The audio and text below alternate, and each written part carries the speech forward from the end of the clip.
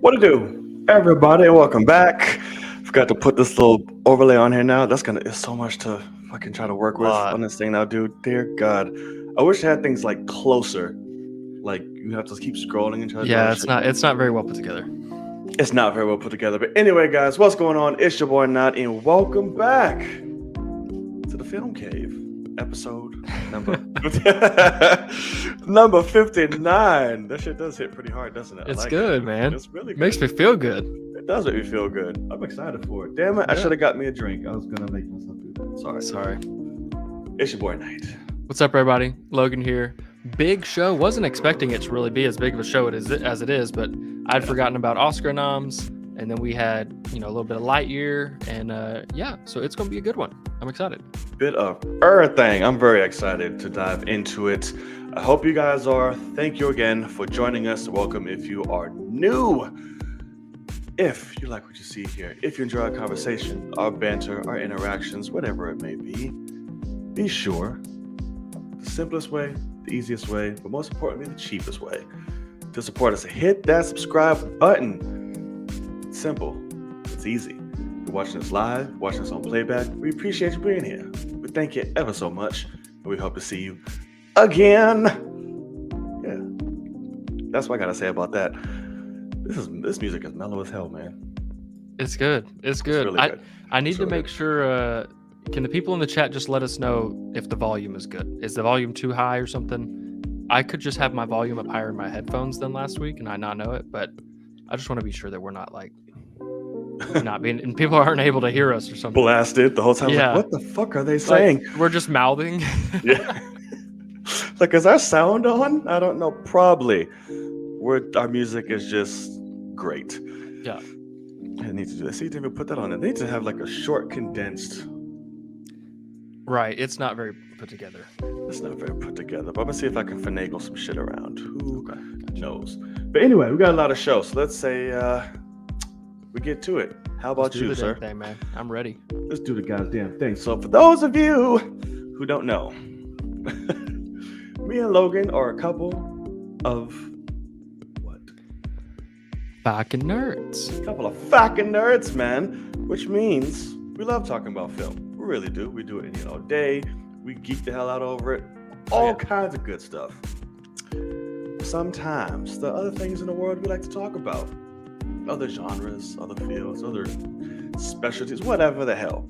We want to dive into that because sometimes we like to be diverse. But during that the world of film still finds a way to rear her beautiful head into the conversation.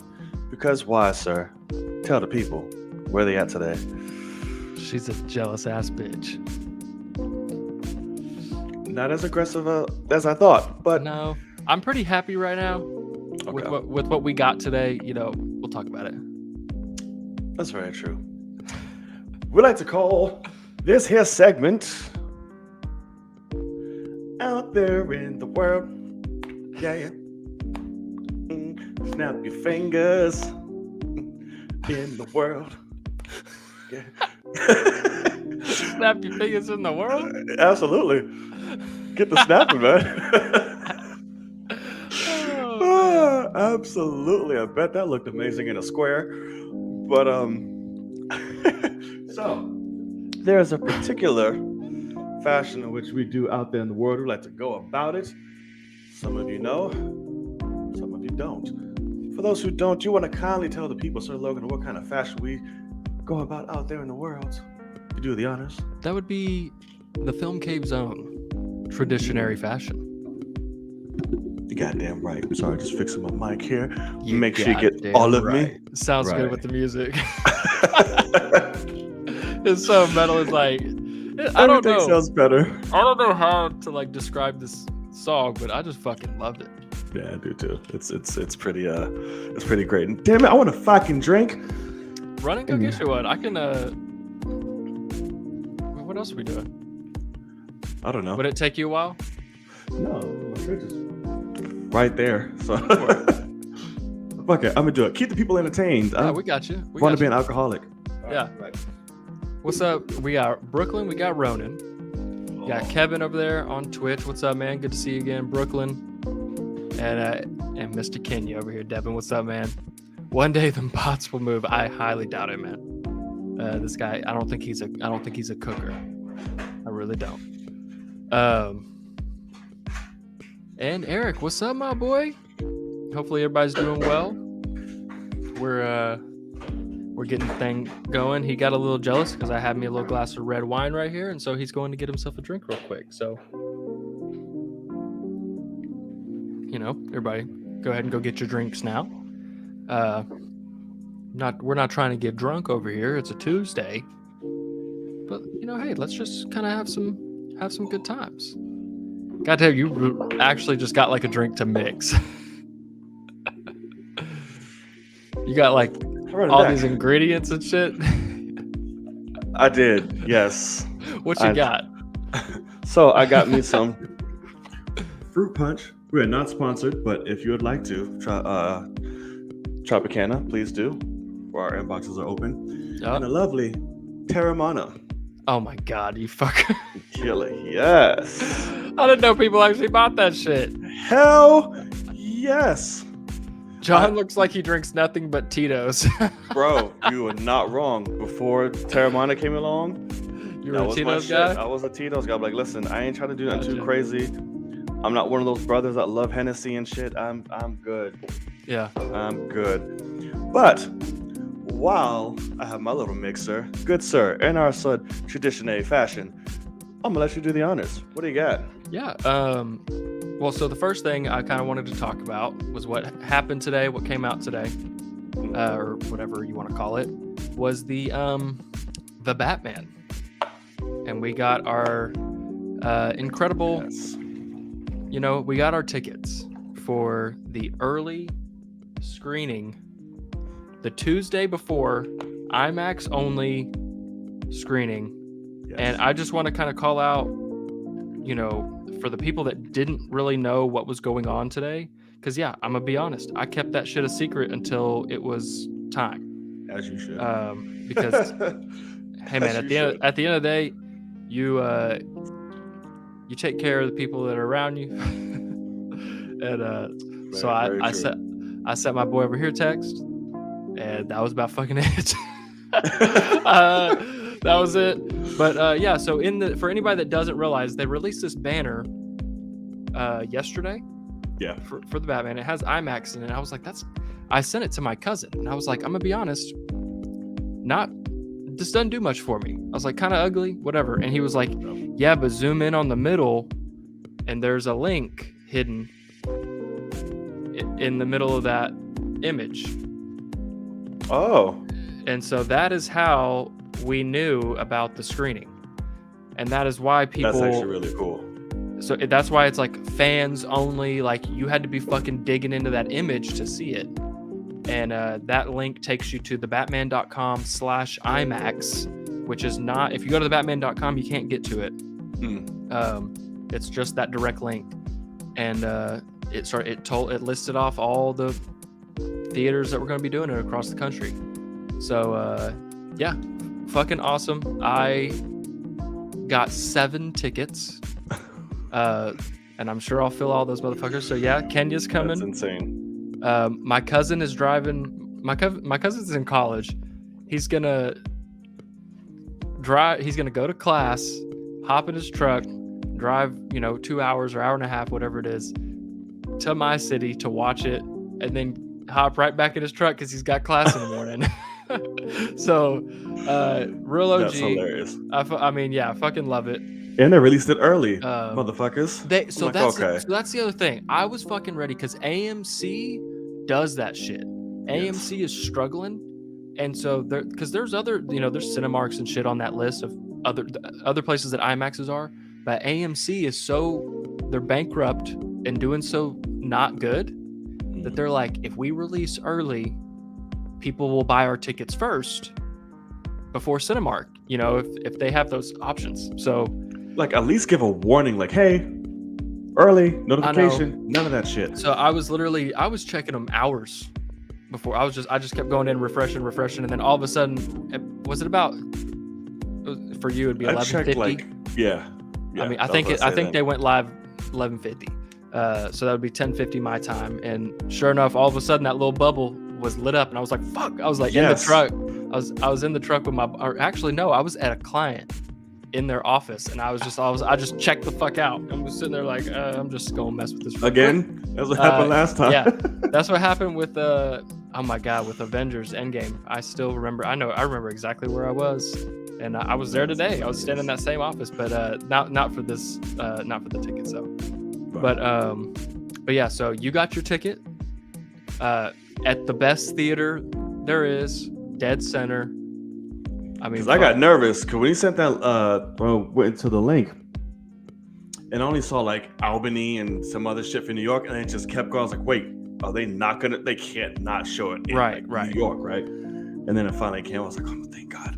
Like I got nervous, but that shit filled up. Yeah. Quick.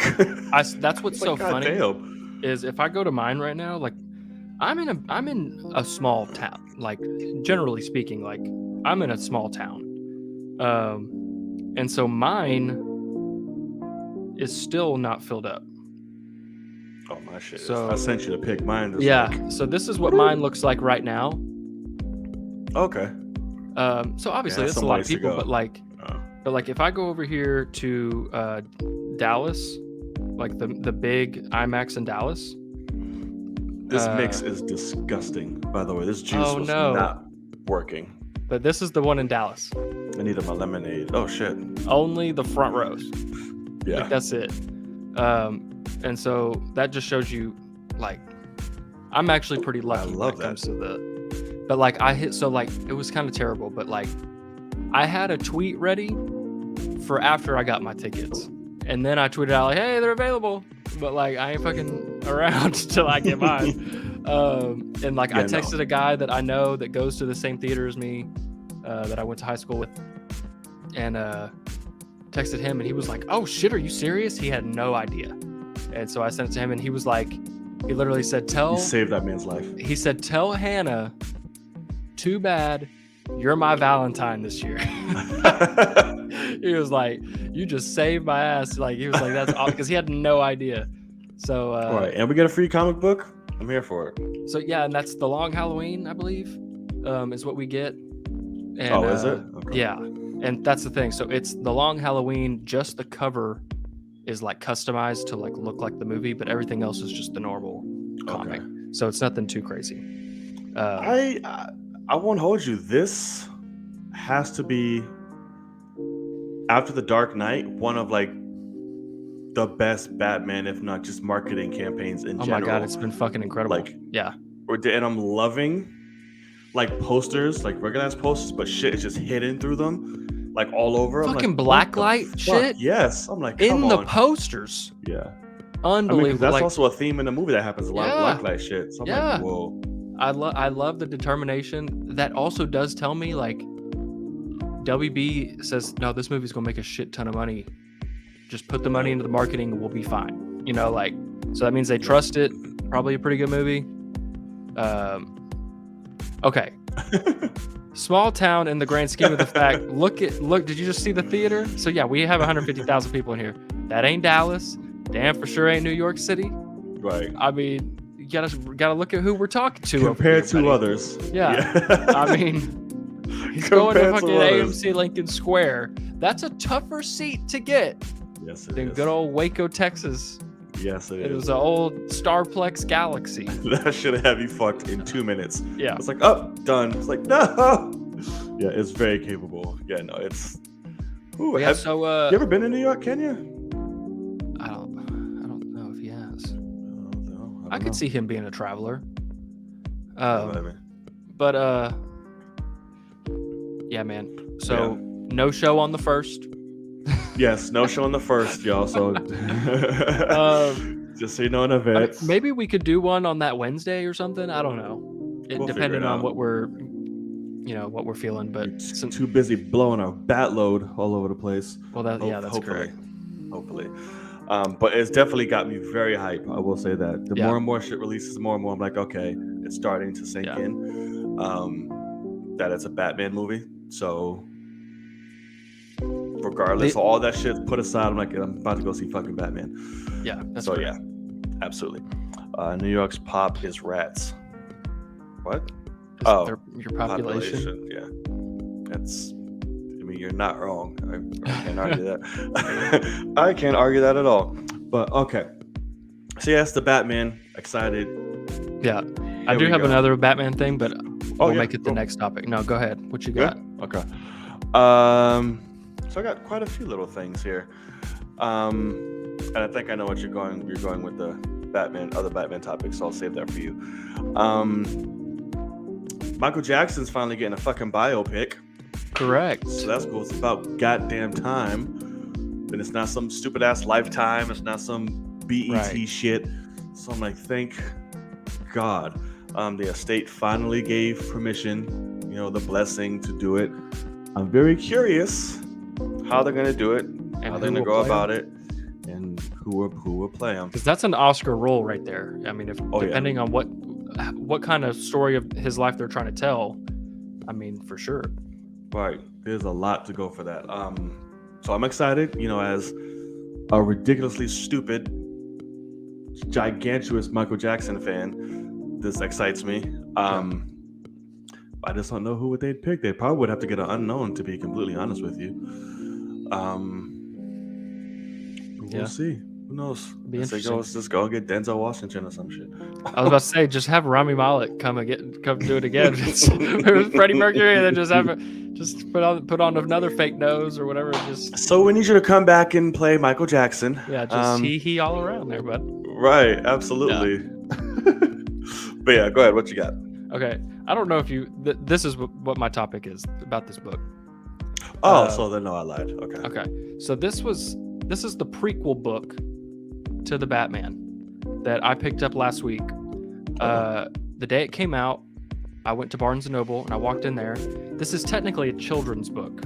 So or that's how they categorize it. So the text is massive and there's 130 pages. But it's also not it literally talks about Bruce Wayne's parents were murdered.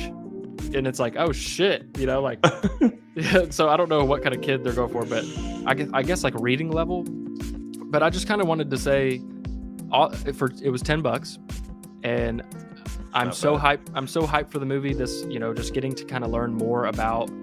It basically starts out with him as a kid, and then it jumps to when he's 17, and he's a little delinquent basically. Hadn't had his parents for. I'm trying to think. It was 6 years at that time or something. I want to say he was 11 or something like that, 10 or 11. Yeah, you learn some things. He's a car guy. he's building his Batmobile for forever, but not because it's a Batmobile. He's just building this old car, and so it's kind of weird because he's driving it around and people are like, "Hey, that's Bruce Wayne in that old super fast car." So I don't know, but the thing I wanted to kind of pinpoint is got some cool little tidbits of things that I like.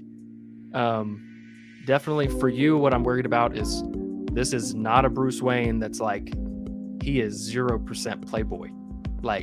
He is social outcast, social anxiety, loner type guy. Kind of gathered that. And there's not a fucking hint of cool from him. So that is one thing. But the other thing I wanted to kind of talk about was the epilogue, which is the very end of it's literally a page and a half, where all of a sudden it starts jumping. So the whole book basically takes place when he's 17, and then all of a sudden it jumps 10 years and he's 27, and he's been doing a bunch of stuff, and that's when he decides to try out the Batman, and talks about iterations where he's just in a hood with ears on it, and so it's you look like a fucking weirdo. I already know it. But then it gets to the epilogue, which is from what I understand, where the movie is kind of at. And I just kind of wanted to talk about that. It's this last page says that it's Halloween night, which, if this, for all we know, the movie is Halloween because it could be based on Long Halloween. But I just kind of I wanted to read just this last little thing because it got me so fucking hyped after like reading this. So it says, it says on the roof of an abandoned half-built skyscraper downtown, a rusted searchlight shot is beamed into the rainy night sky. Attached to the center of its lens was a dark shape, a metal bat with its wings outstretched. As Bruce would write later that night, a signal now for when I'm needed. But when the light hits the sky, it's not just a call, it's a warning to them. A masked figure dressed in black stepped into the dim light of Gotham City. I am the shadows. I am vengeance. I am the Batman. That's the end of this book. And I was like, that's pretty dope. That could be the end of the movie. I was gonna say, I think that's the end. And after seeing like Matt Reeves post, like when he was like quality, like checking for IMAX and Dolby, and it's that big logo on the screen of the in the top left and Batman's just the whole fucking screen in red. The way that this is formatted is the same way. So from what I was thinking, so I don't know if you can read it, but so I am the shadows, I am vengeance, I am ... quotes. So that's what's being said, and then the Batman is not being said. And so I think that logo goes boom, and everybody just fucking wow, just absolutely goes ape shit. I imagine, and that sounds actually pretty dope. Yeah, exactly. So I mean, besides the fact that I kind of want to hear him say the Batman, but also just let the fucking logo hit and everybody realize you just had a 3-hour insane ride. I think that'd be really dope if you just let that happen. Like I am doom doom doom doom type shit. Whatever. Yeah, and like I'm like, oh shit, and I'm like, okay, goosebumps. Right, got it. Yeah, for sure. Right, so remember what we say here, people. So if we come back, we're like, yes, it happened. Then so I just kind of wanted to give, if anybody's interested, you get to learn, a little bit about Bruce, a little bit about Alfred. Like Alfred is the one that taught him how to fight, because he's storyline. Good. Yeah. And his fighting style is what he's teaching Bruce is just a mixture of all the martial arts that he's learned over the years. So he calls it Bruce Kwon-Do, and Bruce fucking hates that he keeps calling it that and asks him to stop. And he's like, no, I'm not gonna stop, I love it. So like that's so I hope we get that in the movie. Yeah, like I get that reference. Yeah, have a Captain America. Have a Captain America moment. And like the whole thing is like Bruce trying to be delinquent and like hiding it from Alfred, and then who apparently is a psychopath in this movie too in his own right. Well, Alfred. So that's the thing is at the very like the whole book is like, gotta keep it from Alfred or he will not leave me alone.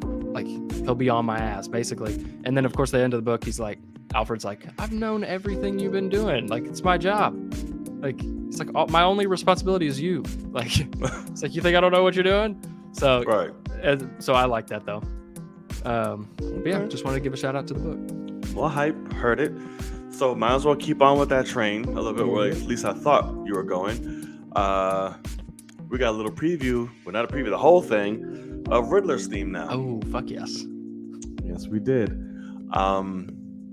So, about a week or so ago, we got the Batman's official. Now they dropped the Riddlers. And this shit, to me, is far better than the Batman's. I loved it. Like I said, the only standout for me for the Batman was the badass part we all know. Like I said, the middle in between just lost me, and it was too Downton Abbey and shit like that. But this one was really good. Like, creepy, thrilling, like, what the hell's going on? Like, it fit the Riddler, and I can see narratives and instances where this could play out and how it could be used. So yeah, what did you think? Because I love the shit. I think it's great. What I saw somebody say, not long after I heard it, and after we kind of talked on Twitter a little bit about it, but I saw somebody say how obviously the Batman's theme is Batman's theme, but they were saying they could see this, like the Riddler's theme, being something that also continues throughout the franchise and like kind of be the another staple. Yeah. So I could see it for sure because it fits so well of what the Riddler character seems to be. in the sense of if like you think Bruce is a social outcast type of character, I think the Riddler is 10 times that in the sense of no friends. He's Zodiac, he's the Unabomber, like he's a school shooter. Yeah. Who are those people, you know? So like it fits so well. It's tragic, it's sad, and then it gets fucking terrifying. It's haunting. Whatever it, yeah. And I also do want to point out that I was like, oh, Riddler theme, okay. Put my AirPods Pros in, and so they have transparency, so it like knocks out all the outside noise, and it's like soft, and so, but I liked it, so I volume all the way up. Yeah. And then all of a sudden, bang! And when I tell you, it made me fucking jump out of my socks. I like shit myself because my volume was all the way up, but I was like, it's soft, like. And then all of a sudden, it gets fucking, epic, and it scared the shit out of me. And it was funny because my cousin said this. He said, "Made me jump." He was like, "Riddler theme's great." And sent that text, and then he the next text was like, "Made me jump." And I was like, "Yeah, no fucking kidding." I don't think I didn't have it in my ears. It was just playing through my phone, so that's probably why. But I was just like, this shit is pretty damn great. Okay, GH, I see what you're doing. Yeah, I'm not mad at it. Yeah. Makes me curious as hear the rest of the soundtrack. I hear it in the film. I don't want to hear it anymore because I'm good. Shit spoils things for soundtracks, and I hate when they do that. But like, oh yeah, the death of Catwoman. And be like, oh fuck. It's like, damn. It better not. Like what? Yeah, no, just like throwing an example. Yeah. But yeah, I hate when soundtracks do that shit. But no, I love this. Can't wait to see it be used as he's chopping people up and doing Riddler shit. I know, right? As we do like pan-ins of shit. I'm like, oh, this feels so great. Yeah. I can just when it drops and goes into the big stuff, like I can just see it being something, whether it's like him rigging something up and walks away and you're just kind of panning in on something and then it explodes with the like a whole building goes up or something. I was about to say, I think that whole big ass crescendo part is when the flood happens, like the shit blows up. It's like, damn, that's what I think. I'm like, oh shit. Exactly. So that's what I'm thinking. We shall see. We shall see. What do you got, sir? Other thing was over this past week I have played Horizon Zero Dawn to see I've been seeing a lot of hours to see if I wanted to play the sequel, because I bought that game. I pre-ordered that game when it came out like 6 years ago or whatever it was, and I played like 2 hours of it and never touched it again. I was like, it's all right. Is Dark Horizon the new one that has like Angela Bassett and Carrie-Ann Moss and all that shit in yes, now? Yes. Okay. But so I was like, let me play this, see if I like it, because I want to see if I want to play the sequel. So I played it. Once you get like 5 hours in or something like that, all of a sudden you're fucking going. Like it is reveal after reveal after reveal. The story's building. So yeah, now needless to say, I thought the game was really good. Love the world, and definitely excited for the sequel, because I want to see that shit in all of its glory, being like a 4K beautiful PS5 game. I'm fucking ready. Bro, I wanted PS5 so bad. It's so fucking hard to get. I know, it's crazy. And the fun, it's been like 20 years now. I'm like, come on. Yeah. Jesus Christ. Okay, so I have another one about a few films that got announced that I'm very excited for. Just for the nerd in me, and other because the movies are actually good and deserved it. Against little pleasure, The Meg officially got greenlit for a sequel, which I'm very excited for. I could see Jason Statham fight a big ass shark again, and I'm very happy about that. You still haven't seen the first one, right? I won't.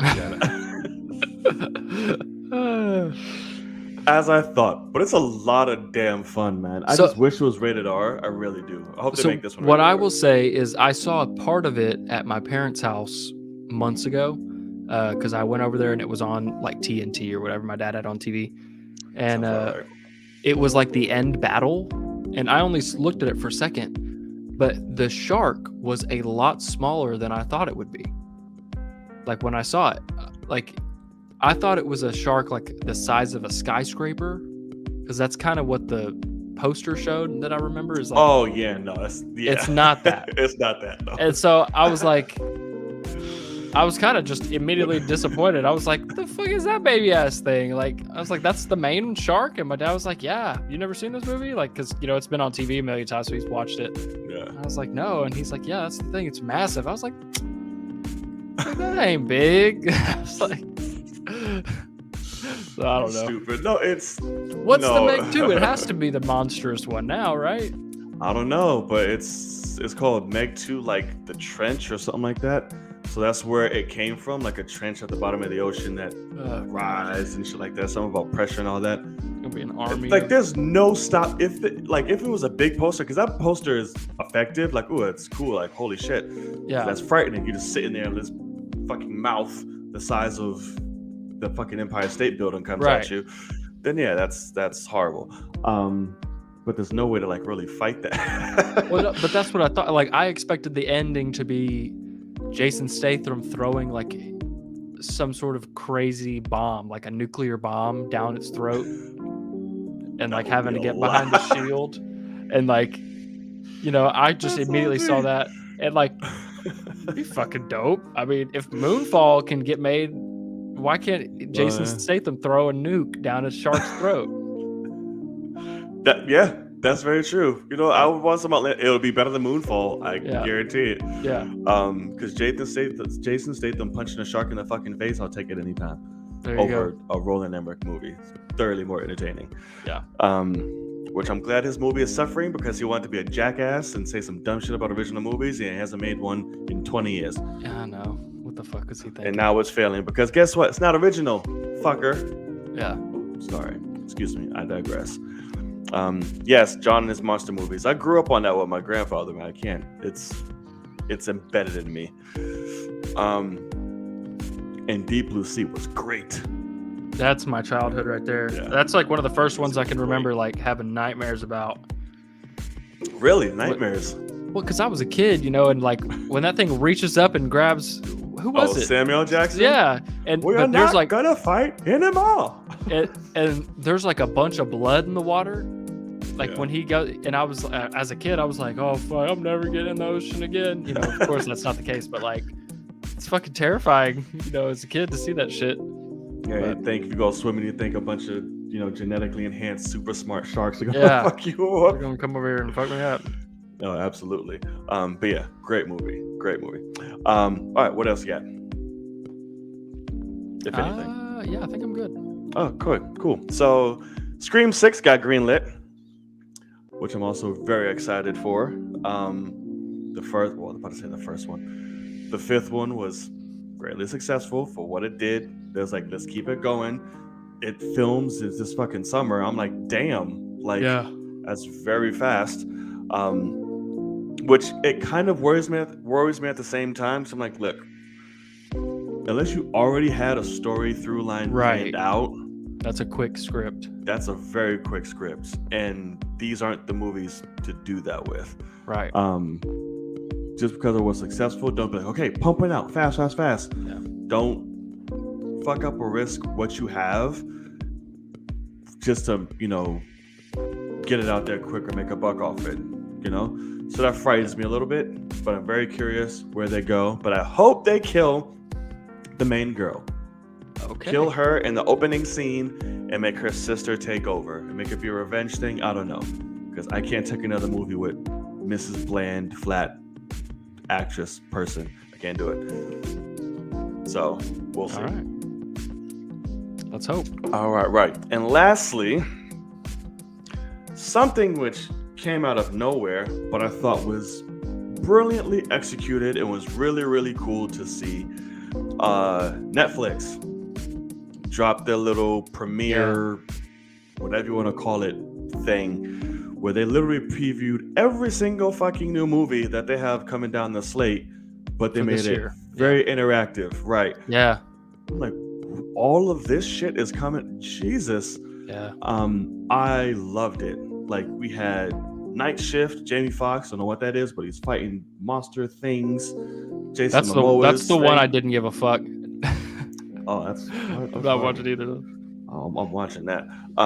Gray Man, Chris Evans and Ryan Gosling. They cloned Tyrone, another Jamie Foxx. What's his name? Tiona Parrish. Which I don't know what the fuck that's about, but I'm curious. Yeah. There's a lot, and I love how John they ended. Boyega. Yeah, John Boyega. Yeah. What else was it? Jason Momoa's little fairy tale movie. Halle Berry has a new one. Jennifer Lopez, like OD, like mad movies. And I think Halle Berry directs that movie. Like it's her directorial debut. Yeah. Okay. No, this is her second one. Bruce oh, is it? Was her, okay. Yeah. That's right. Yeah, because after Bruce, they was like, oh, here you go. Direct. I'm glad you brought this up though, because I actually did like that video. In terms of like for me making a reaction to it, it doesn't show enough from each movie to like do a reaction, but like it was cool to see it, and I liked how they planned it out, prior to all these movies going into production, to say like, no, we need to have them perform a couple lines from this video and we're gonna mesh it all together, kind of thing. Right. Because I thought that was dope. But I want to say, so we don't have a fucking Army of the Dead situation again, that as soon as that came out, the guy that runs the website that I write for texted us and said, hey, I have good connections with Netflix, so just send me a list of which movies y'all will want screeners for this year from that video. And so I fucking sent him a list of the ones that I was like, I'd like to see all those early if I can. And so I don't want no fucking Army of the Dead shit where people were like, oh, you didn't fucking see that, you're making that shit up, fuck you. Because you remember that shit? I was like, I'm taking pictures of it and stuff, and they're like, those fake. I'm like, okay, bud. Like, right. But so my list was, so the Adam Project, which Ryan Reynolds. Oh, that's right. Yep. They cloned Tyrone, the Gray Man, the Sea Beast, which was like an animated one, but it looked fucking pretty. Looked good. The Good Nurse was interesting. That was The Good Nurse. Who was that? Eddie Redmayne? No, I was trying to remember the actress. Woman. Yeah. Oh fuck! It's not Anne Hathaway, is it? No. Wasn't it Agatha? Captain Han? Was that her? No. No. I don't think so. Jessica Chastain. Jessica Chastain, yes. Sorry. Okay. She's like all shaved head and all that. I was like, oh shit. Right. But The Good Nurse, Knives Out 2, and then Spiderhead, which is Chris Hemsworth. That was. Was that what it is? Yeah. Oh yes. Yeah. Yeah. I was like, what is Spiderhead about? You just buy the computer, do you? I looked it up. Let me see. It was him and Miles Teller. Was that next to him? Somebody.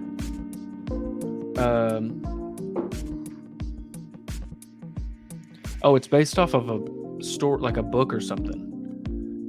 Let me see if I can get a synopsis. In the near future, convicts are offered the chance to volunteer as medical subjects to shorten their sentence. One such subject for a new drug capable of generating feelings of love begins questioning the reality of his emotions. High Equilibrium.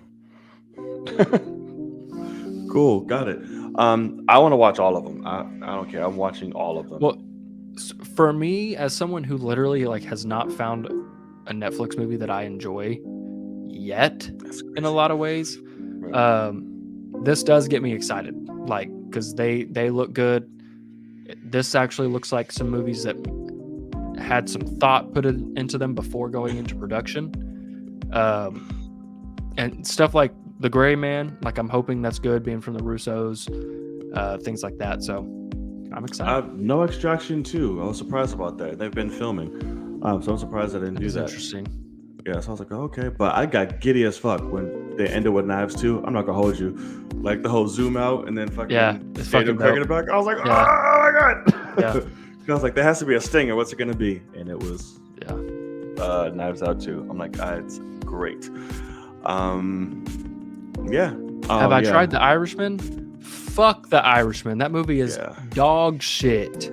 I never watch that fucking never fucking watch that shit again. I fucking forced myself to watch it because I heard it was incredible, Not a fucking chance will I ever waste another second of my goddamn life on that movie. Fuck No. The Irishman. That was a hard skip. I'm like, I'm good. And I was protesting because that's when he started getting real ignorant with his mouth. So I'm like, I don't give a fuck about your movie, bro. Yeah. I tried to give it a chance because it's fucking Martin Scorsese, and then I regretted it. So yeah, no, you was ignorant that year. I'm good. Yeah. But I did see a clip of there was a clip floating around that somebody used about Robert De Niro kicking that guy. Yeah, trying to beat the fuck out. I'm like, what it looks is so this? bad. Yeah, it was he kicks the guy horrible. as soft as possible. As it's like soft so weird as possible, and he even misses one of the kicks. He's like, oh, you fuck you. I'm like, oh my. Well, that's because God. it's a 70-year-old man pretending to be a 35-year-old man, and it's just not working. I know, but goddamn, I can't. What about the Madam Web casting? By the way, fuck that. Didn't and make all any of goddamn that sense. I'm so confused. Fuck Madam Web. Fuck Dakota Johnson. All of them. This Sony again being stupid, bro. When I tell you I saw that shit, I was heartbroken and I was pissed. Yeah. I'm like, whoa, what? Yeah, that was weird. And not even an introduction. Just give her own goddamn movie. Just throw it in there.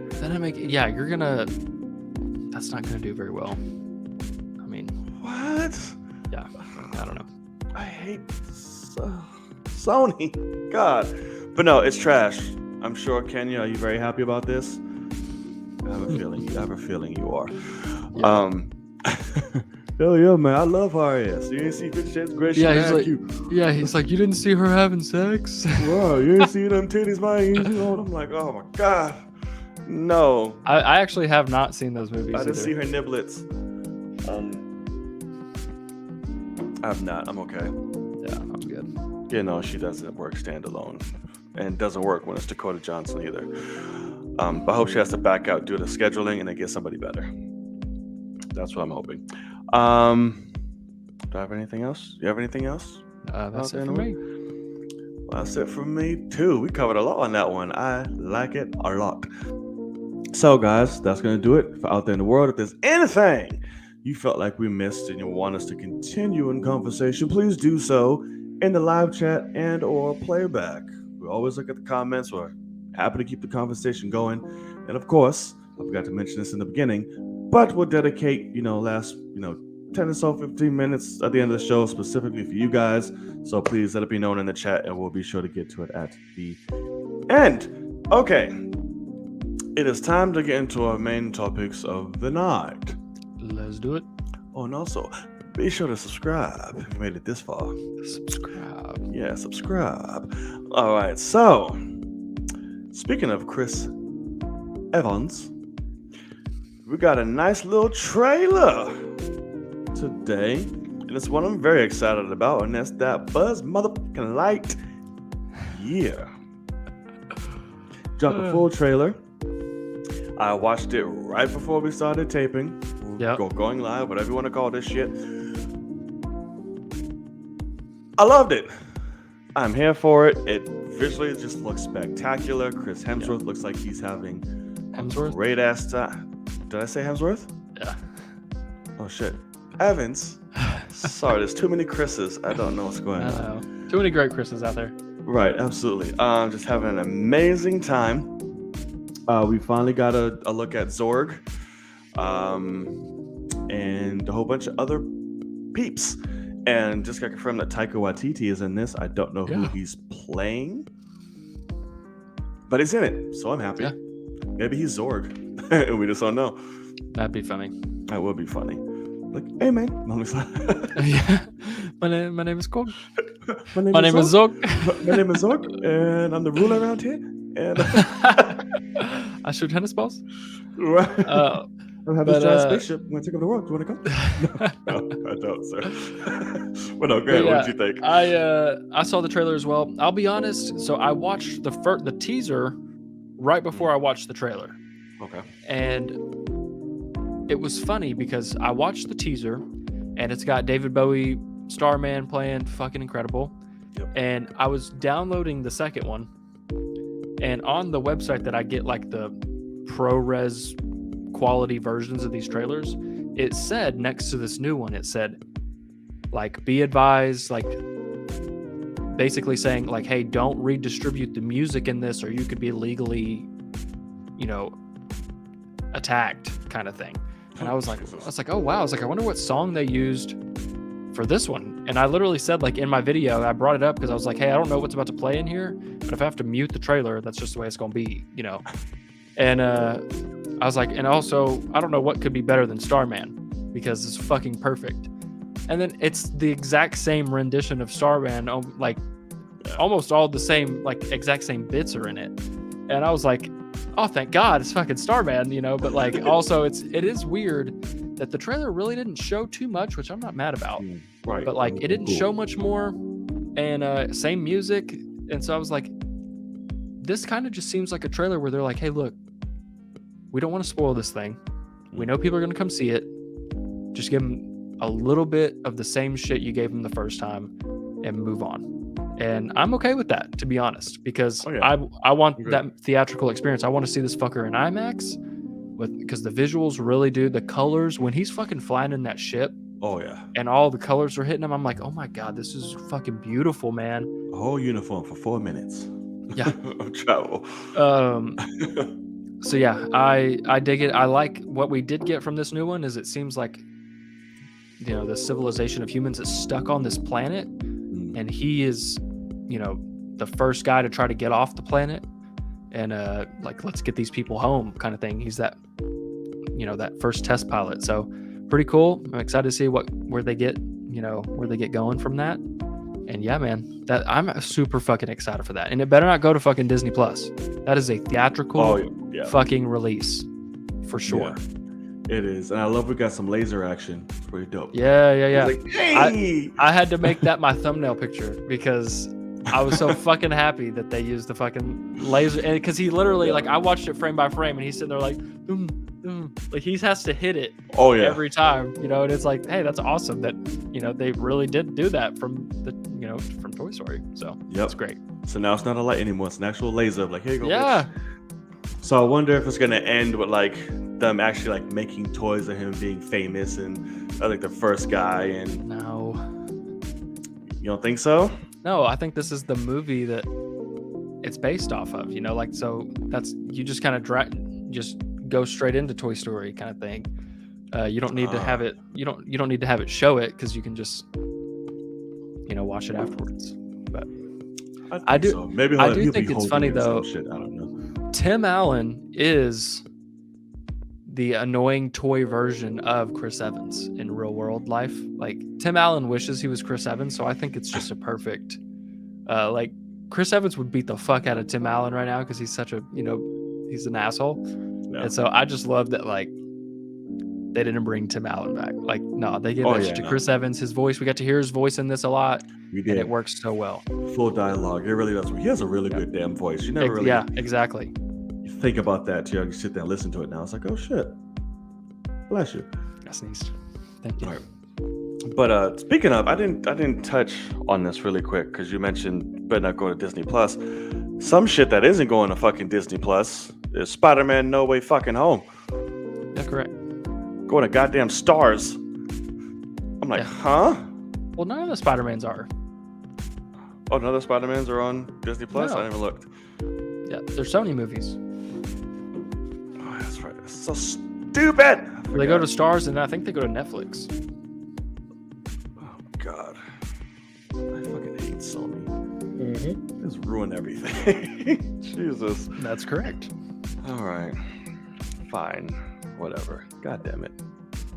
Fuck off, Sony. I do not know if Lightyear will have sequels, but depending on how it is, I'd probably be down. I'm sure it would. I'm sure it would. All right. So now a lovely show that's doing quite well for itself. Debuted episode number 6, I believe, and that is Peacemaker. Dropped. And I'm trying to recap what so a lot happened in this episode, actually. Correct. Yeah.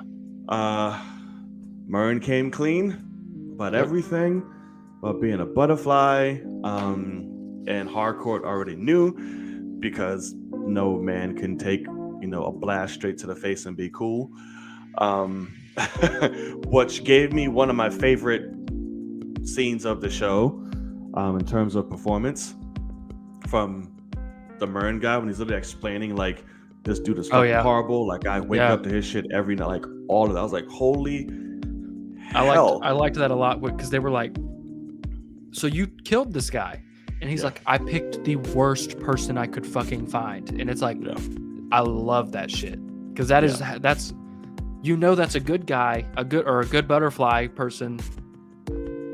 If that's the case, like I think that was really well done. Yeah, continue. I loved it. We got Goff is out.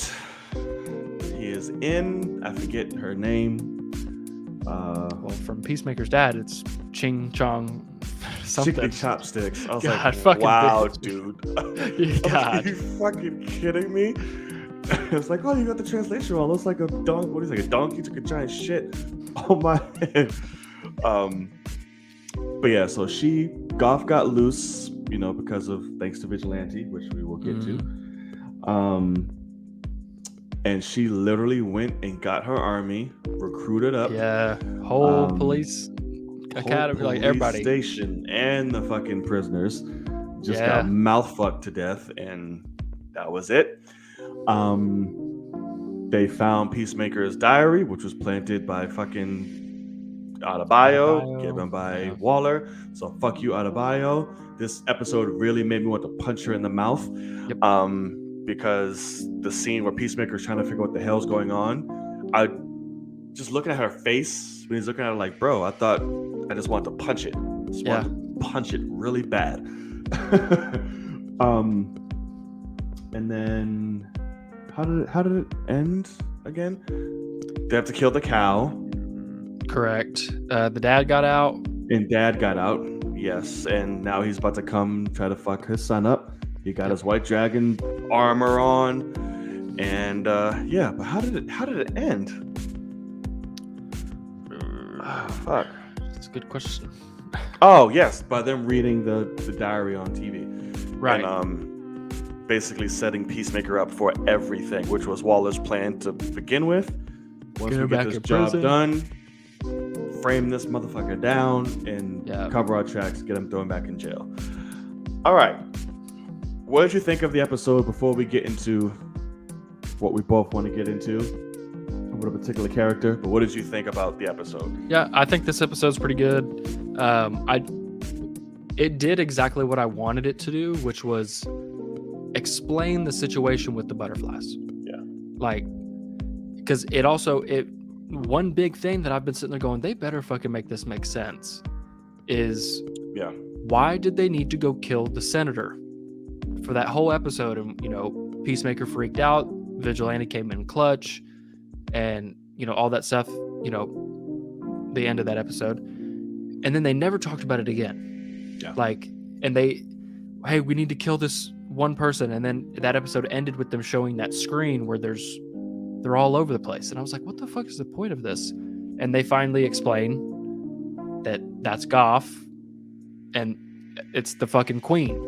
Yeah. Is in that one. And so it's like, oh, okay. That I'm glad they finally figured that out. So I'll be honest, I don't know if you watched my reaction on Patreon, but the little synopsis, because this will kind of feed into what you're wanting to talk about. The synopsis gave a little bit too much away, honestly. Reading it, because I'm sitting there setting things up and I have it up, and so I just read, whatever, because normally it doesn't spoil anything, but it says, Goff gets out and goes into a host that we wouldn't expect or something, is how it says. And I was like, oh shit. And then the episode starts and who straps it to himself, and I was like, I literally start like screaming, please kill Vigilante.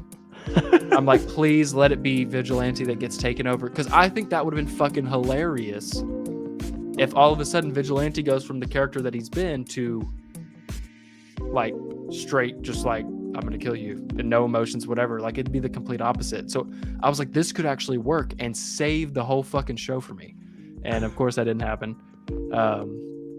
But yeah, so the woman that is, having to act like this now, she's doing okay. It's an interesting choice. Right. Like I think it was more so just the choice to for her connections that she can just walk into a police station, basically, and have all that. But and just have the queen to be a queen, I guess. But yeah, it was a good episode. And Adebayo, fuck you. And I don't even think that actress is very good. And so I'm not gonna hold you. Like I saw, because she just got cast in The Color Purple, and I was like, yeah, it's great for her. Like you can be new talent, and she still fucking can, absolutely. Right. It's just this show, her character, the way she acts, I'm like, she's just really annoying. I'm like, I'm finding myself just not liking you. Like she randomly goes back with her wife in this episode, and they're supposed to be emotional, and the wife is doing what she can. She actually, that woman, she's been in some things, and she's an actress, and it works, and she's doing it. But then Adebayo's just like, yeah, but and I'm like, you're fucking terrible. I'm like, James Gunn, you need to be fucking directing this woman right, know. So because some of her execution and scenes, I need to feel I don't buy it, and it just comes off annoying. Yeah. I remember when she was talking to Vigilante, trying to get her to do whatever, her face doesn't read well with things. She puts too much into shit. It's like, but his father? I was like, okay, I can't. Yeah. This is doing too much. But okay. This hurt because we all know I really like this character for my own little personal, superficial reasons, but I actually really liked him. This episode, I don't know what happened from the last till now and why this man was this goddamn stupid. Everybody is idiots to their own degree. Sure. This episode took this man to 1 billion. I'm like, what just happened? A little ass kid. Like you said, the drive, I was like, oh my God, what are you doing? What are you doing? Yeah. No, you're trying to bite it. No, we can't do it. No. I'm like, oh my God. And then the whole thing, hey, which one's me? Which one's Eagly? I'm like, oh my God. I'm like, what just happened? I generally don't get it. Because he had his moments, because like I said, everyone's idiots. But he do stuff, it's oh, Vigilante. This shit. It's the stuff where James Gunn's humor, in a lot of ways, it's not my humor. And I struggle with stupidity. So it's why talking about you were saying, hey, watch Euphoria, which Hannah, it's almost like she fucking heard you, because all of a sudden she's now watching Euphoria, and but I was gonna talk about that at the end of the show. I have never been able to handle I did not have a ton of friends in high school because everybody was going out partying, and I was like, hey, why do you go party? And they're like, what do you mean? I want to get drunk. And I was like, why? And they're like, what do you mean why? You're supposed to get drunk. And I'm like, no, you're fucking not. You don't have to go. You're stupid. And they're like, no. And I'm like, okay. I'm like, go be a fucking idiot. When it comes to it went over my head. Because nobody drank socially in high school or college. It was just oh, you're drink. Okay, how much do we need to drink to get drunk? And so I struggle with stupidity. I just check out whenever it's somebody that has no common sense or whatever. And so Vigilante's been on my fucking nerves the whole time, and I get that it's his character because James Gunn wrote it to say Peacemaker's an idiot and we need to have him be the middle ground. So you have Myrn and Harcourt over here on the smart side, and then everybody else is a degree the big guy, his name always escapes me. Economist. Economist is close to Peacemaker, and they kind of teeter back and forth of who's that smart. And then everybody else is peg down, peg down, peg down type of thing. And that's what frustrates me about Adebayo is she jumps back and forth. If my microphone's Peacemaker, she's going back and forth. And I'm like, that's not how this works. You got to keep the character. She can't be super, super stupid and keep shooting a dead body after Peacemaker kills him, and then outsmart Peacemaker and, talk to him and, manipulate him.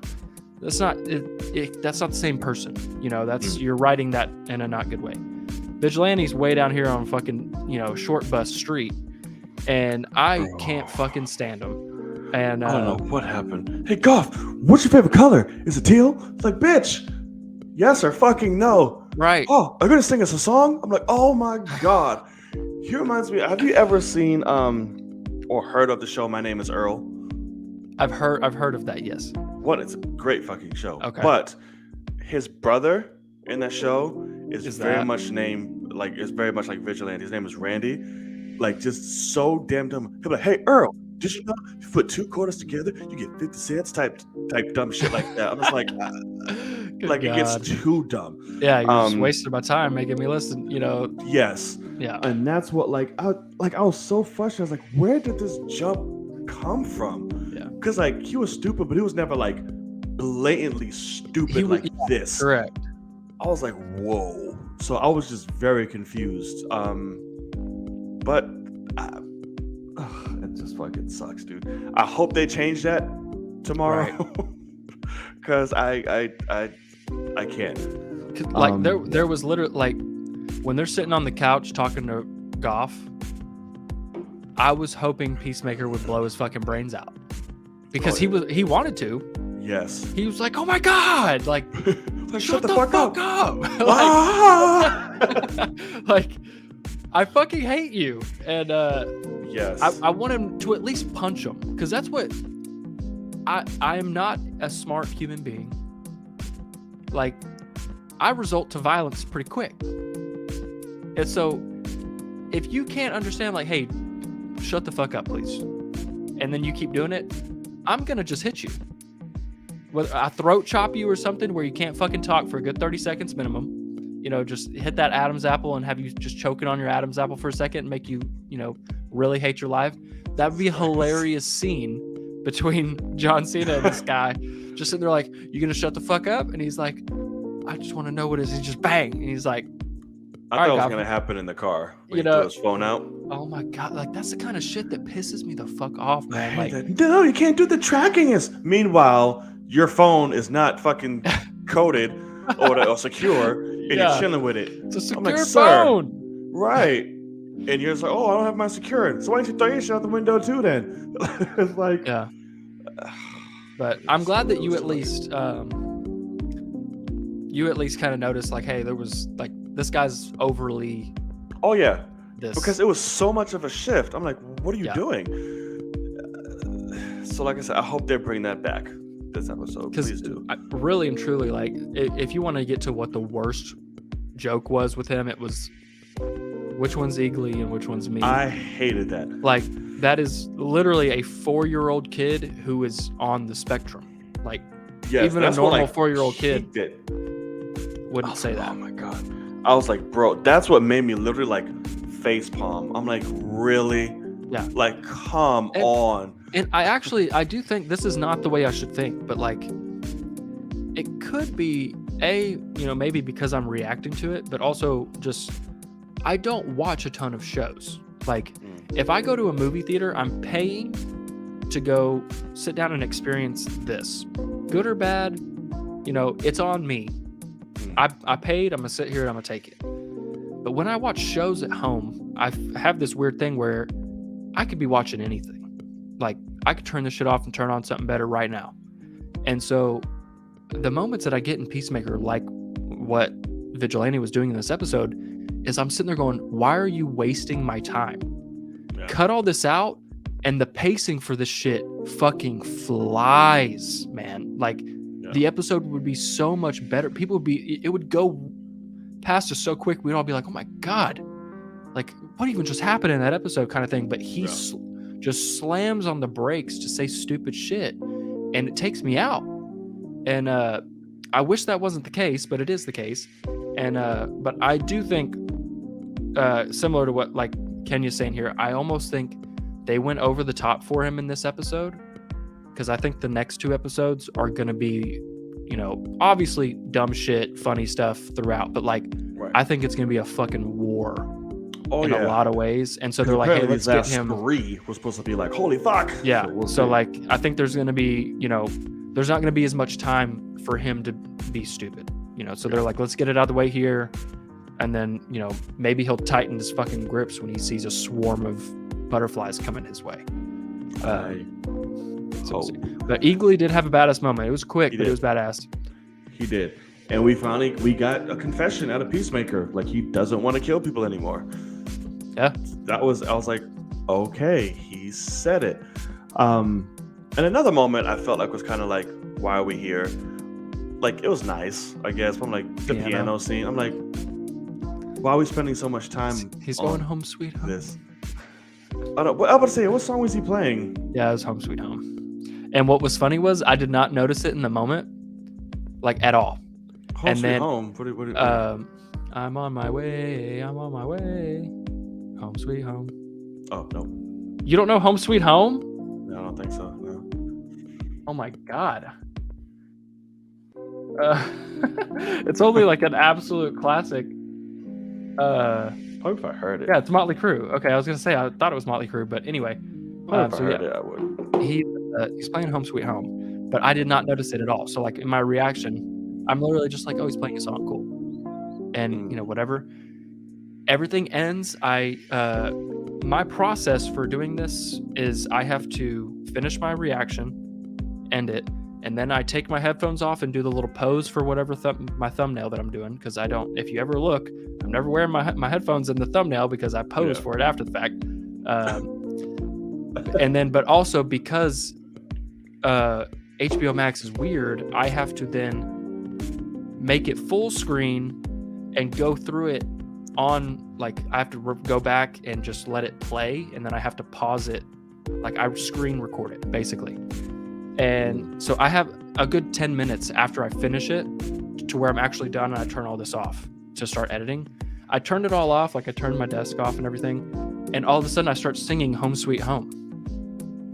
And I was like, why am I singing Home Sweet Home? And I realized later, I was like, he's fucking playing Home Sweet Home. And it never clicked. But then all of a sudden I start singing it, and I sang it the whole fucking day. Because I do love that song. It's a beautiful song. But yeah, so it was kind of funny because it did not click whatsoever in the moment, which is strange. Oh, and we got Harcourt's name, Abigail. By the way, at the same time. That's not her name. Yeah. Amelia. Abigail, Amelia, same fucking thing. Whatever. Sorry, Abby and Amelia. Y'all are so similar. Right. Same fucking thing. Whatever. Jeez. It's an A. All right. Jason.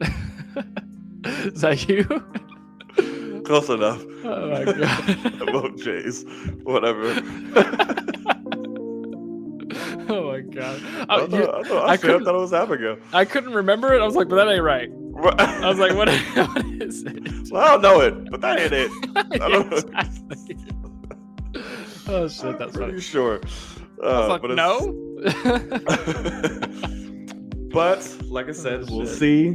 This next episode is going toe to toe with Dad, as well as everybody else. So we shall see. Okay, I was gonna ask you about that.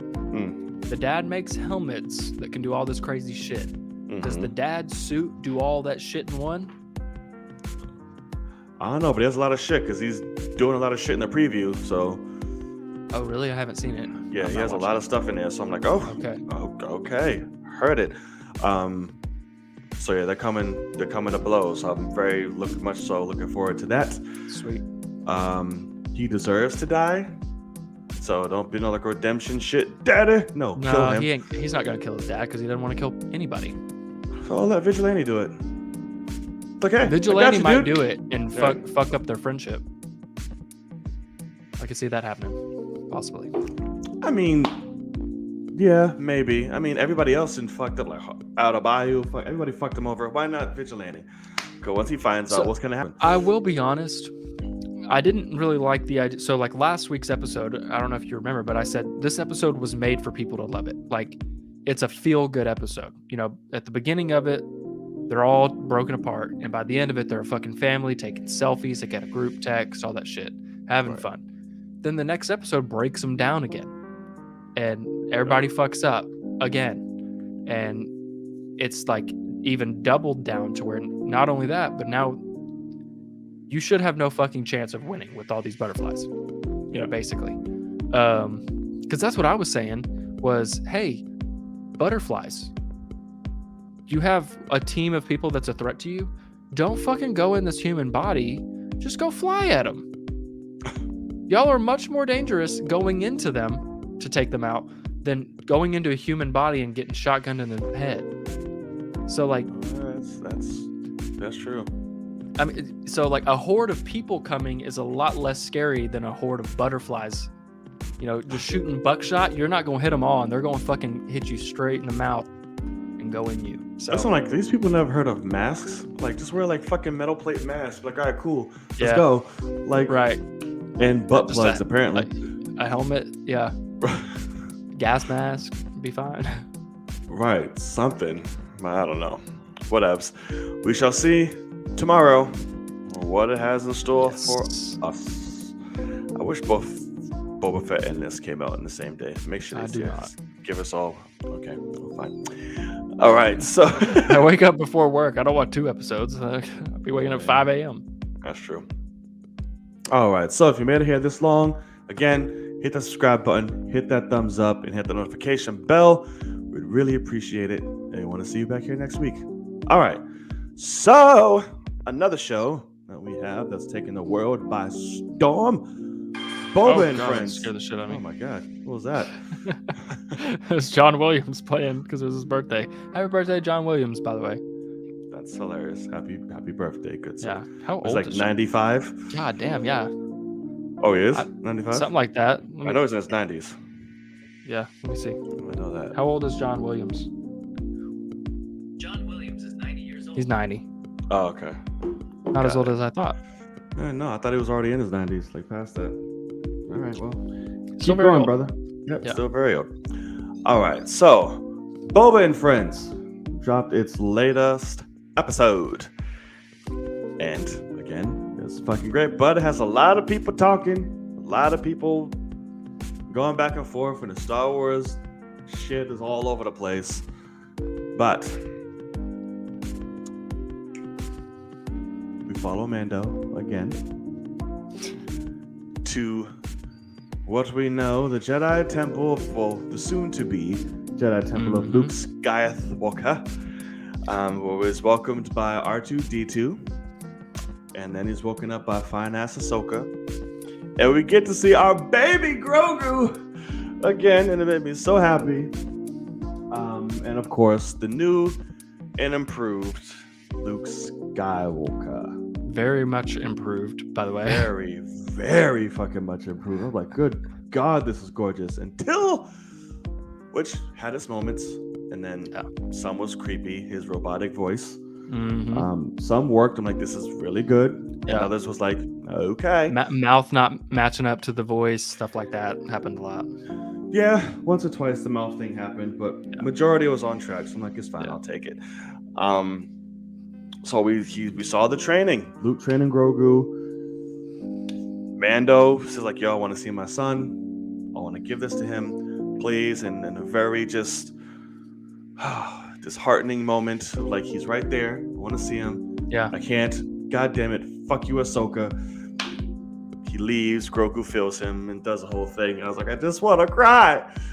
And then we remember that Boba Fett is in the show. And then we go to his planet where they do a debriefing. First of all, I forgot. It opens with badass Cobb Vanth. Excuse me. Correct. Sorry. Right. I love him, by the way. I love him. Think it through. Yeah. Yeah. Think it through. I love that shit. To my hairs after. Right. Inspiration. Wait till whenever the beard decides to come in, if it ever does. I won't. Right. Not a chance. Right. And he gets introduced to the Pikes because, we have to give him some reason. Okay, so then we go back to whose show it's supposed to be. Go down. Do we? Doing the debriefing. Oh, well. The debriefing. And then Finnick is doing all of the talking. It's like, listen, this is what we got to do. Break it down. We get a head nod from Boba. And then he's gone. And we're back following Mando. As he goes to recruit some foot soldiers, he goes to Cobb Vanth. He's like, listen here, and my new pimped out ride. How do you like it? What's up? Cool. Let me buy you a drink. I need your people. You and the citizens of Freetown. Like, what's up? Y'all think y'all safe now? But shit change. Right. Y'all ain't gonna be free no more. So he's like, I'll think about it, see what I can do. He dips off. And all of a sudden, the wind starts changing. Everything's chiming. The town's getting eerie. Mando didn't look down and go, who the fuck is that? As he's flying away. Maybe I should turn around and help this motherfucker out. I don't know who this thought guy about is. that. He flew that direction. Right. I was like, you didn't see that, man? Just, I would have been like, who the all right, you're good. They're like, oh, hell no, turn this bitch around. That guy don't look right. Right. Like, okay, lone ass ranger just chilling in the desert coming to y'all. Yeah. I'm good. Let me blast this fool. And then we get introduced to Cad Bane. Really badass character, apparently in the lore of it all, but looked pretty badass here and intimidating. I liked it. Gives Cobb Vanth the old warning, the 1-2, and then blasts him in the shoulder and kills his annoying ass deputy. Thankfully, talk about a character that was only created to die. Basically, from the get go, everyone's like, "Oh, I hope this motherfucker dies." From the get, because first of all, you tried to get buck with Mando. I'm like, bruh, don't get punched in the mouth. Park your starship over there. Right. Didn't you hear me? And he's like, I heard you. I heard you. I was like, ooh. I was like, my titties. I love it. Makes me feel so good. Yeah. So that was the warning, and of course, the Pikes go and blow the fuck up out the cantina and blow up Miss, Titty Head, Miss Asshead, should say. Mm-hmm.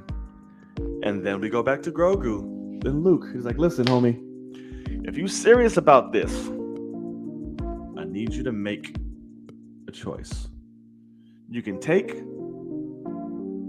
Yoda's, lightsaber, because I have this lightsaber here attached to my old master, but I want you to get rid of all attachments. But you can have this. Oh, shit. Right. Or you can have this chainmail your daddy gave you, and you can go back to him, but you will not be training, or you can take this lightsaber, and it'll be my first student. And it cuts to black. Yeah. So, I absolutely love this episode. It has its issues, very minor. Nothing crazy. It's a very simple story. Everything was just basically set up to serve the purpose of Boba Fett's story through better characters, of course. So everybody was piking it up this episode because we had to get it back to to Boba. And yeah, love the interactions between Luke and Ahsoka, everybody. But I thought it was a really cool episode. What did you think? I think it's okay. I think the Luke stuff is so much better than what we had, so I'm happy with it. I just, at the end of the day, it's just so not the story that we need to be telling. Luke and Grogu have nothing to do with this story. Period.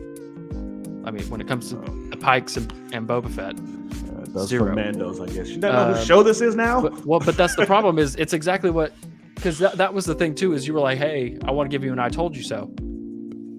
Yeah. You shouldn't have had to, because this could have all been skipped over, and we could have followed Boba Fett, and nothing changes for the story of Boba Fett.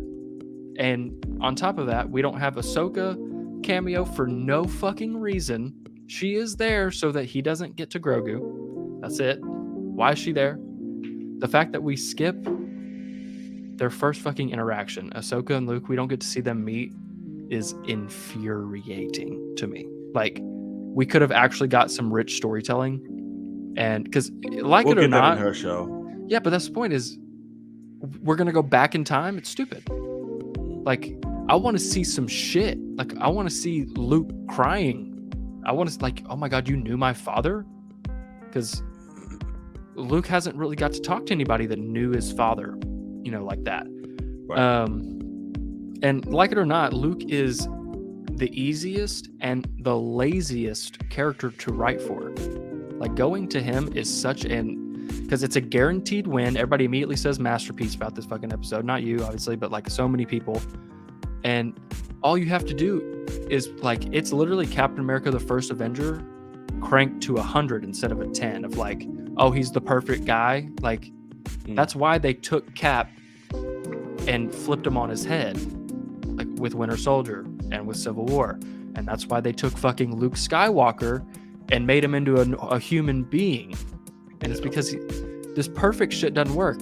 Also, he saved the fucking galaxy because he had a connection with his father and loved his father and believed in his ass. That's how he saved the universe. And you know who should have told him? You know who should have told him about what you know, the old ways of the Jedi might not work? Ahsoka might have been able to give him a little hint of, hey, I was around during that time. I fucking dipped for that. By the way, that's my issue. Only I'll let you finish. Sorry. Deal in absolutes. Yeah. Pick one of these fucking things. Meanwhile, Luke is like, "Hey, motherfucker." Yeah. That's what I'm like, but bro. I just wanted to like, and the voice is weird. The fact that they, instead of bringing in a voice actor, they literally like AI, like created it digitally is very weird. Yeah. I mean, which is cool, but I'm just like, well, yeah, but like also, Mark Hamill is a voice actor. Right. Like, that's what he does. That he does that better than normal acting. Yeah. Like, why would you not? Well, I get why, because he's also older and his voice is a lot more ruffier. Well, sure, but Luke, it wouldn't. But that's the thing is, you could have had him do the voice and then modulate changed it a little bit instead of just 100% digital stuff. But because it limited the performance, you know, there were inflections that he could have had when talking that you didn't really get. It was very robotic. It was stood out mostly about when he was giving Grogu the flashback. I was like, there should be a little bit more emotion. So direct. To this. Yeah. Would you like to remember? I was like, okay. Yeah, it's like, what? It sounds weird. But yeah, and just like this episode was just, hey, remember these guys? Like, that was all it is. It was completely unnecessary for us to follow it. Especially having Ahsoka there makes no sense. Yeah, but damn, she's fine. Bring her in. No, she's not. You say she's not fine. The actress is fine. Oh, Ahsoka Tano is not fine. Yes, she is. It's Rosario under that. But yeah, I don't know. I thought it was fine. Listen. Like I said, I really liked it. It's not a masterpiece by any means. It's filled with beautiful nostalgia where I did feel it a lot and got, emo, no tears dropped, but I did a few times. I'm just like, this is awesome. Like, this is Star Wars. It's great. I love it. Music cues, seeing them all together, Grogu, my baby, just natural fucking, like, that's like my son too. It's all of our sons. We love fucking Grogu. But like I said, the story wasn't like, oh my God. It was very simple. It was just gathering the troops. Like I said, it served for a purpose that was just for Boba through more interesting characters, while setting up those interesting characters, spin-offs or next adventures. But I do see the point where it's frustrating. It's frustrating for me because, like I said, the ways of like the Jedi and all that, because all that shit is just proven time and time again that it's just so flawed, that's so just inaccurate, so wrong. And you have somebody like Ahsoka being still like, with everything. You can't do this, you can't do that. And I've seen all of this for the very reason I'm telling you not to see your fucking son. Yeah. And then Luke doing the same thing after doing 3 fucking movies of doing exactly what you're telling this motherfucker not to do, just to find out in the last trailer, like, yeah, it's all bullshit. Yeah. Yeah, correct. Yeah. So it's just gaps for all that, but that's not this episode's fault. That's just Star Wars' fault. They just keep trying to run with some shit that's been proven many, many times, but I guess it's supposed to be the times that make, it's dumb to me when they do that. At the end of the day, what I said last week before seeing the episode was, we need to leave Luke Skywalker behind. Tell other people's stories. Like, we're going to have 1 season of Obi-Wan, and that's great because there actually is some rich storytelling there. There is a moment that was teased in the very first Star Wars that talks about, there's another confrontation here. And the prequels happen, and people watch, A New Hope again, and they go, there's still one more encounter between these guys. And so that's what this story is we're gonna get a rich story.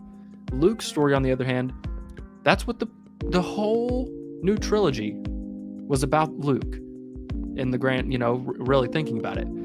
His story's done. Fucking leave it behind. It's called the Skywalker Saga for a reason. Leave it behind. Tell Ahsoka's story. Tell Mando's story. Finish Obi-Wan's story and never fucking touch him again. Right. And continue on with that. Like, have you seen Rebels? You haven't seen Rebels either. But like that's what Ahsoka's show is going to be, a sequel to Rebels.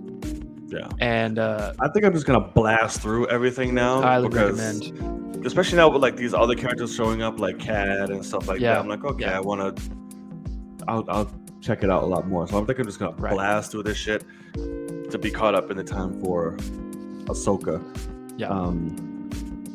But yeah, but bro, they just continuously keep. Well- Boba Fett better have the biggest fucking moments This in this man goddamn finale. has I've had ever 1 seen. minute of screen time and 0 lines in 2 episodes of his own show. Yeah. That's It's Mando's this- show. in this now. last episode, we were not on Tatooine for 30 minutes Yeah. before Mando goes back. And then we see Bubba for a minute. And he gets a nod. The fact that like he didn't this is what also it goes right back to the fact of should not have bring back Darth Maul. Have you not seen the fucking shows? Anyway, I was like, his shit is as much as I would love, because that's my favorite Star Darth Wars character. Yeah, Darth It's Maul tough. is in my top 2 favorite Star Wars characters. I never know which one is my favorite, but so fucking brilliant. Oh, man. and that's the thing. Watch Clone Wars and watch fucking Rebels because it only makes them better. But anyway, the fact that like, oh cool, we gave Mando this super fast, speedy, tiny starfighter. If he had a ship that fit him, he could have thrown Boba in the ship with him and gone and talked to Cobb Vanth with him. And Boba could have been the one that's, here's why I need your help, and been that guy that he's been, let me unite Tatooine. But instead, Mando's like, I can help because I just showed up out of nowhere and none of y'all can do a goddamn thing, you fucking D-list characters. Right. I'll be back. And like fucking dips on his own. And like, it's just fucking hilarious. I'm just thinking about the interaction. Just then walk in, he's like, "Do you know who I am?" Cobb, we're like, "What the fuck, Mando? Who is this?" He's Boba sitting there Fett." going, hey, that's my But shit. That's my armor. He's like, Mando, motherfucker. you gave him my shit? I don't intend for this to escalate. But this armor is mine. I'm like, Jesus Christ. I do believe this was my shit first. Yes, this was mine by birthright. Step aside. Yeah. I'm like, Jesus Christ. It's like, I hate that because like even your voice is so badass, but you're like, Yeah. It just makes it worse. Like I said, people posted that clip on Twitter. I just wanted to cry. Like when he actually was badass and destroying 50 people at once. It's a different character. And immediately got his ass whooped by 5 in his episode. I was like, this man just destroyed a whole fucking battalion Yeah. By himself. by himself. That's with the armor. Before that, he did it without armor. Yes. Like 20 motherfuckers. Oh, Crazy Face and all. That's when Crazy Face was appropriate. Yeah. Not practicing. That's I don't know. Yeah, exactly. I don't know what the deal is. I felt savage when he was doing that face, whooping the ass. I'm like, bring that right. But That's what we got.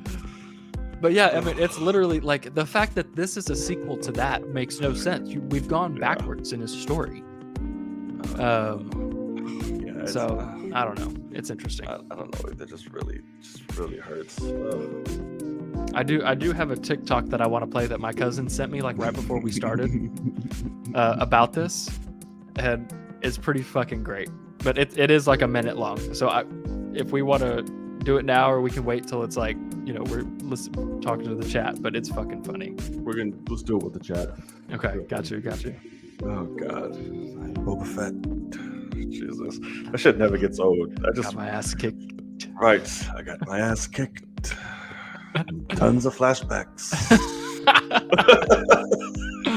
Oh man, I can't recruit my own people. I want a rule through respect, but have none. but I've received 0. Right. So far, it hasn't worked out. from any of the writers, directors, or Right. characters. It's been forgotten.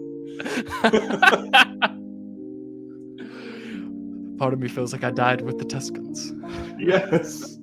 Goddamn Dinjar. Oh shit! Stole my show.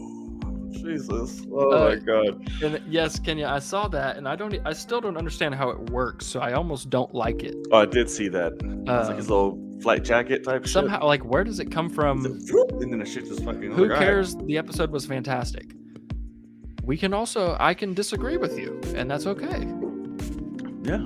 Fantastic in its I care as well. reasons, you know, I mean, in its moments and ways. because like it or not, I'm watching the show for a Boba Fett story, and I'm not getting it. The one that I was getting was terrible, and instead of fixing it, they fucking abandoned it. I've never experienced something like this, and I don't like it. Abort! Not working! They're sitting there going, why don't people like him getting his ass kicked? Yes, And it's all like- the time. He was a fucking monster last year. And they're like, oh, fuck, that's right. This is after that. Look, wait, he's supposed to be that same guy from that we saw in Mando. That's right. Oh, shit. We have flashbacks, and then the present day is present day, Yes. not. Oh, You know shit. what? People don't want to see that guy again. You know what they want to see? They want to see a guy washing his ass for 3 episodes and remembering the past when he got a walking stick. Yeah, that's what they really right. love. And then all the people that he was with for 3 episodes get killed, and then he abandons the walking stick. It is fucking right. Just says fuck it. And then when he finally gets a position of power, he's hiring everybody that whoops his ass. Absolutely. While he goes and grabs the lollipop kills. Yeah. That's what they want to see. And Mando. He takes a prisoner, and then the people that the prisoner belongs to don't fucking want him and say you can have him. And this big monster. And Danny Trejo. Where the fuck was he at? And Machete. And Machete. Why not? Oh, Fucking 3 shit. for 1, motherfucker. There you go. Congratulations. We Yeah. out. Like, what? Because Alright. that was the thing. Like this is no disrespect to Ronan, of course, but like last week when he was like, "What about oh god, the fucking slug people, the twins? What are their The Huts. the Huts?" He's like, "Yeah, what about the Huts? It's awesome." I was like, "What have they done? They showed up, talked, left, sent a mercenary. They captured the mercenary. They showed up and said, "We don't want that fucking guy, Right. and So we'll we're give you checking out something the else." deuces, son. And then we're out. We're going home.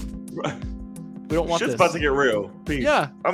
What? It's like, all right, why did you Alright. bring them back? Like, why did you wasted Huts? Like, they're not scary. Not at all. They're just like those poor people's backs. Like just fucking Yeah, carrying them for. fuck. Yeah, I'm like, I quit. Shoot me. Like I. No kidding. Hey man, I'm fucking done. I know. I just let go. Right. What are they gonna do? Like, no. If I take off running, are all the people gonna drop them so that they can shoot me? No, I'm gonna get away. I'm gonna get pretty No, far away. Oh no, Look at kid. Black Kanatha, whatever the fuck, wasn't there. So yeah, I guess not. Black Kanatha, Wait, what the fuck is the name? Chrysanthemum, Yeah, there you go. Black Klansman. That Black Klansman fucker. Him.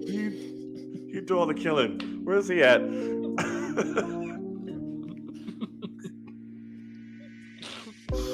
Oh shit. Oh god, I almost spit wine over. Hire his Oh. ass. And they put him in chains. Fucked up. That's bullshit. And then he gets out and he goes to a bar and just beats people up for Right. no reason. It's fucking He's a racist. fucking thug. Absolutely. I'm Thug of the against it. galaxy. Right. I Oh, don't like it. God. This is fucking galaxy racism. This is stupid. I don't want it. This is not Boys of the Galaxy.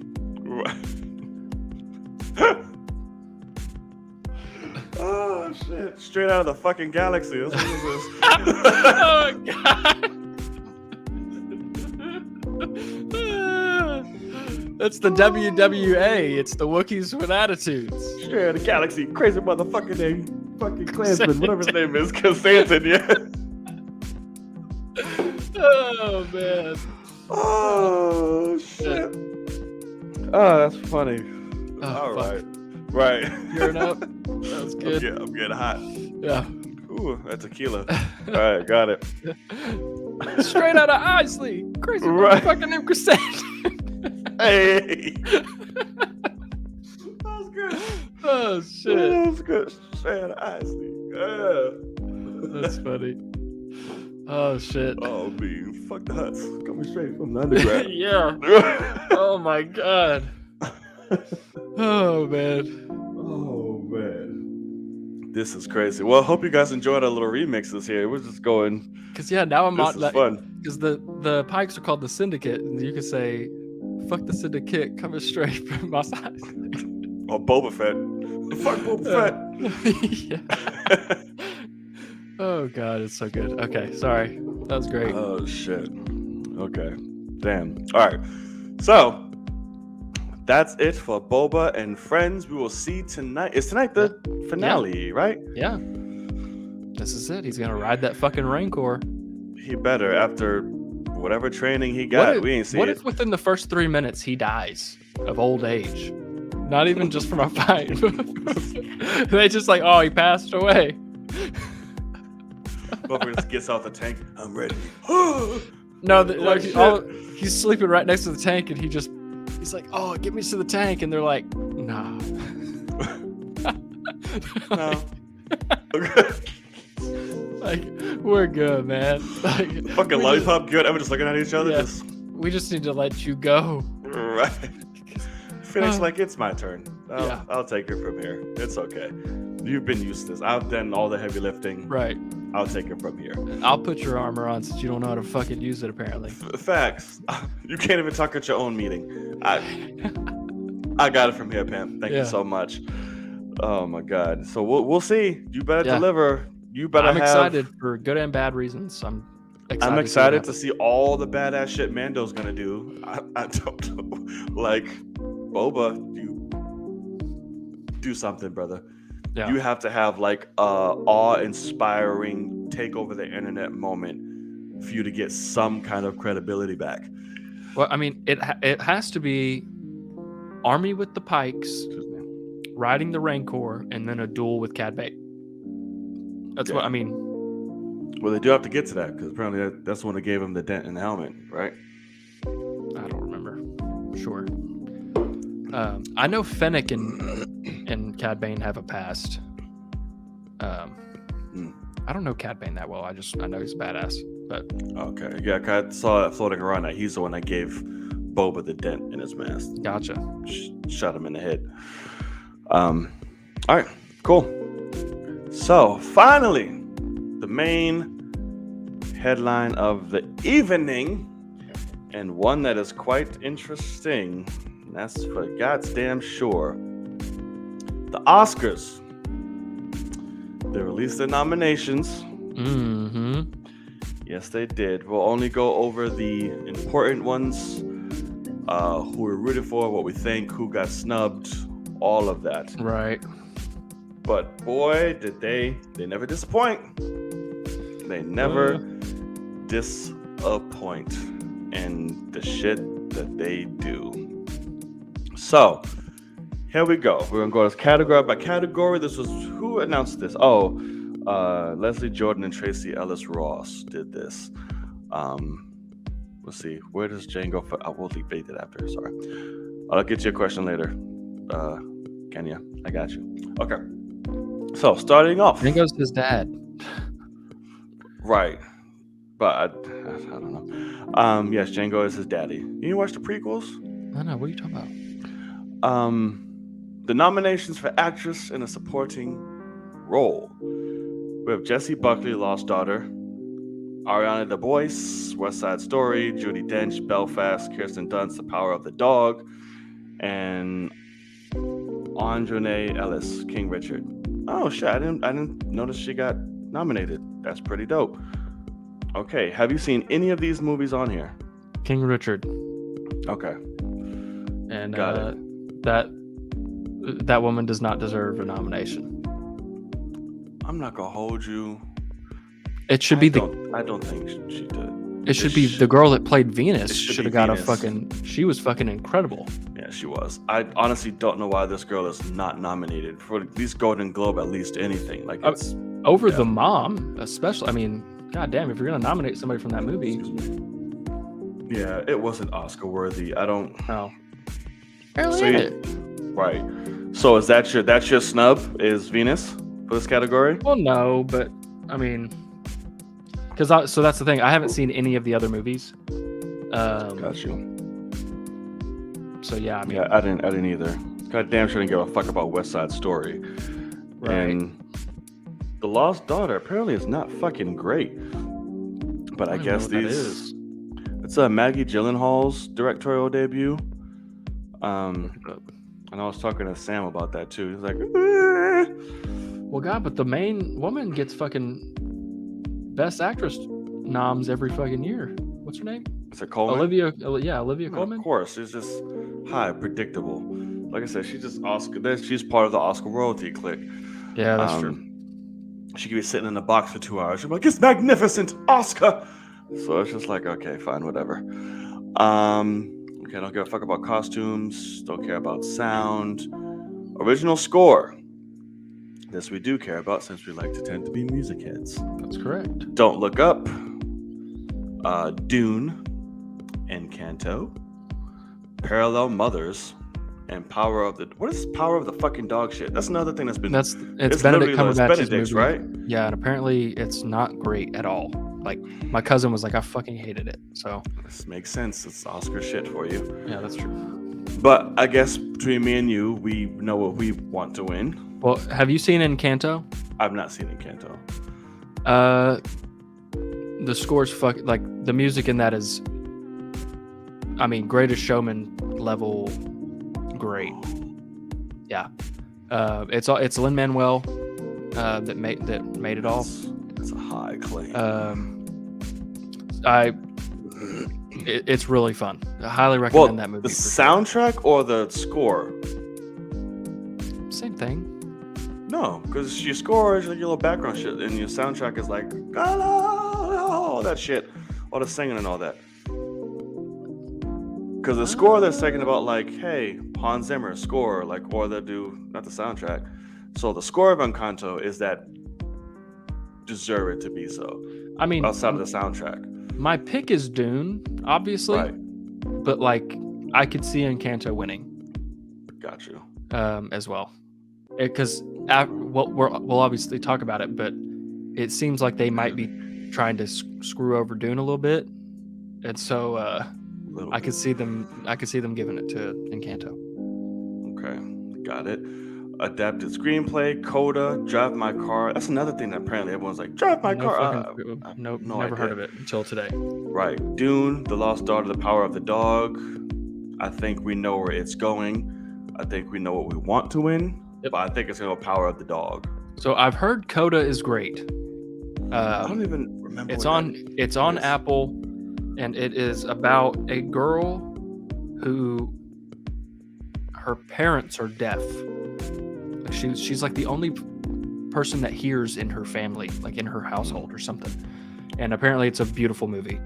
The guy is the first deaf actor to be nominated too. Yes, correct. Yeah.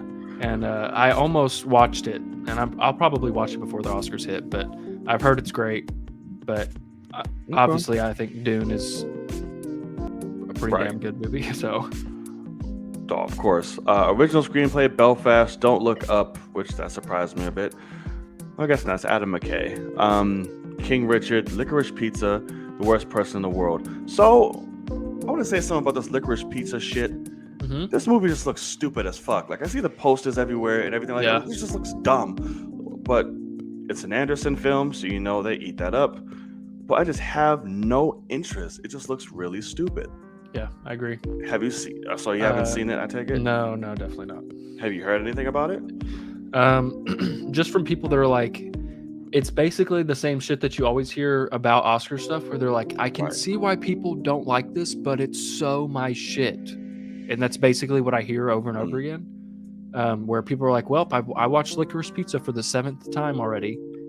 And you look in the comments and people are like, it's terrible. And they're like, to you? And it's like, okay. So it's a divisive type shit. Yeah. Okay. Actor in supporting role.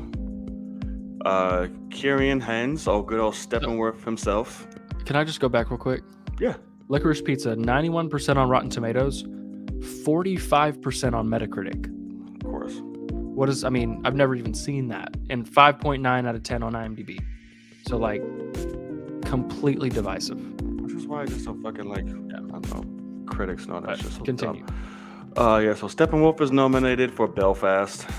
Troy Kotsur, Coda, I believe that's the deaf actor.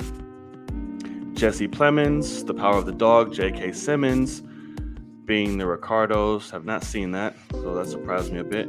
Cody Smith McPhee for The Power of the Dog. So 2 people nominated for that shit. Jesus Christ. I don't give a shit who wins. I can't think of who might have got snubbed for a supporting role. Can you think of anything? Off bat, really? Honestly, no. I mean, what sucks is I have not seen any of those movies. So, like, Yeah. But in terms of a snub, I mean,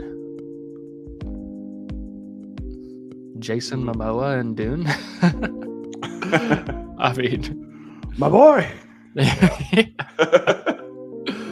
Oh man. Oh, that's funny. I was gonna say John Cena for F9. Oh, there you go. Yeah. That's a good one. I think that was very appropriate. Oh, you still haven't fucking seen Quiet Place 2, have you? I have not. Because But, not anywhere. And I wasn't Cillian talking Murphy. about it. Cillian Murphy in that movie. Yeah, Fucking great. I can imagine. Okay. Animated feature film. We already know where this is going, but Encanto, Flea, Luca, the Mitchells versus the Machine, and Raya and the Last Dragon. We know it's going to Encanto. You think? Yeah. Everything else, I think, has gone to Mitchell's versus Machines. It's been everybody's like top.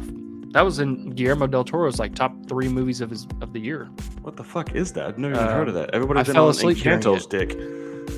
Yeah, I didn't think it was great, but everybody else has. It's on Netflix. Oh. It's a Netflix original. So original song, only because this has something for a film attached to that we love. Be Alive from King Richard. Dos Arquetas, whatever, from Encanto. Down to Joy, Belfast, No Time to Die. Self-explanatory. Somehow You Do from 4 Good Days. Do we think No Time to Die will continue the streak of Bond songs banging out the Oscars? I think it should. I think the song's great. I think, it could go to Encanto. And I think it also has a problem. Like No Time to Die has a mountain to climb because it got released a year and a half early because they kept pushing the movie. So it's kind of an old song for us. But you and I just went and saw that shit again not too long ago, and I love the intro. With that song playing, and I think it's fucking great. So yeah, Never count Beyonce out. Yeah, Never count the power of Beyonce out. I don't even remember the song, so that I don't either, to be honest with you. But you never know. But she'll be at the Oscars, so Facts. All right, visual effects. This is interesting. Dune, Free Guy, No Time to Die, Shang-Chi, Spider-Man No Way Home. I don't think there's any snubs in that. I think those are the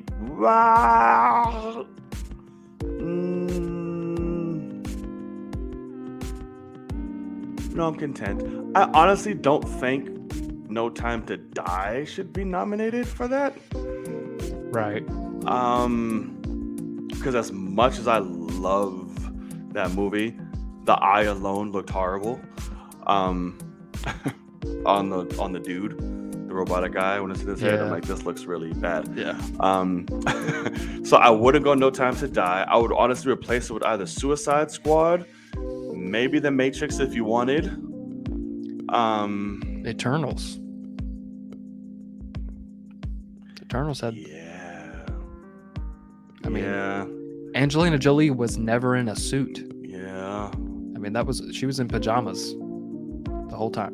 Yeah, So I'm surprised that. those were kind of great. Which, granted, do they want to give 3 Marvel movies Oscar nominations in one thing? Probably not. But Facts.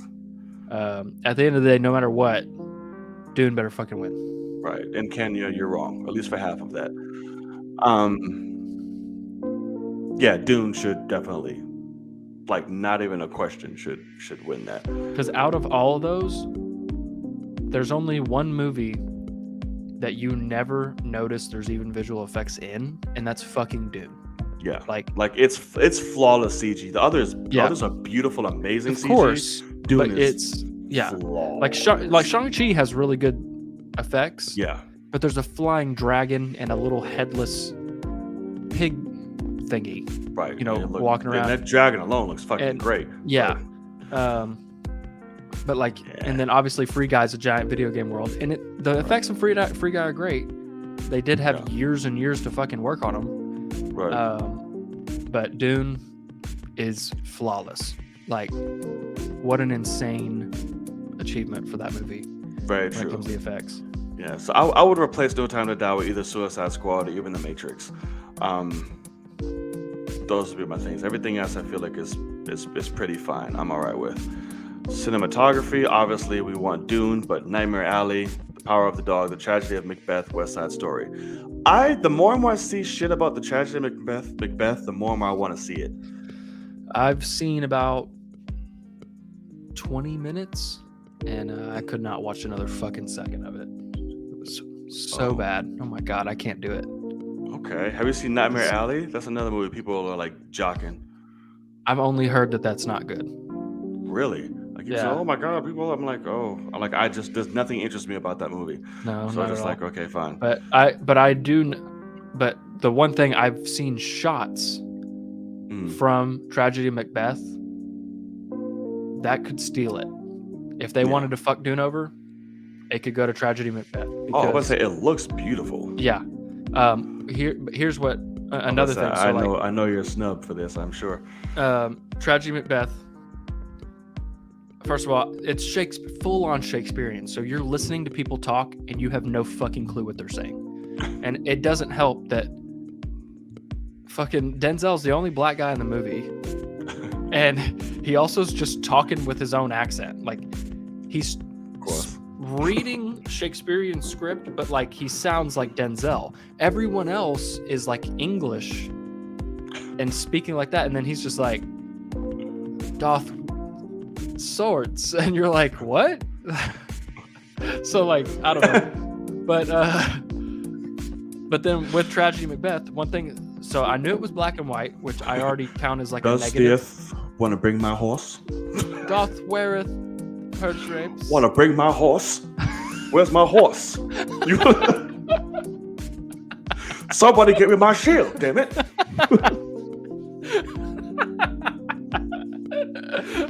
That's all I see. Oh god, That's all I see. I wish. Oh my god.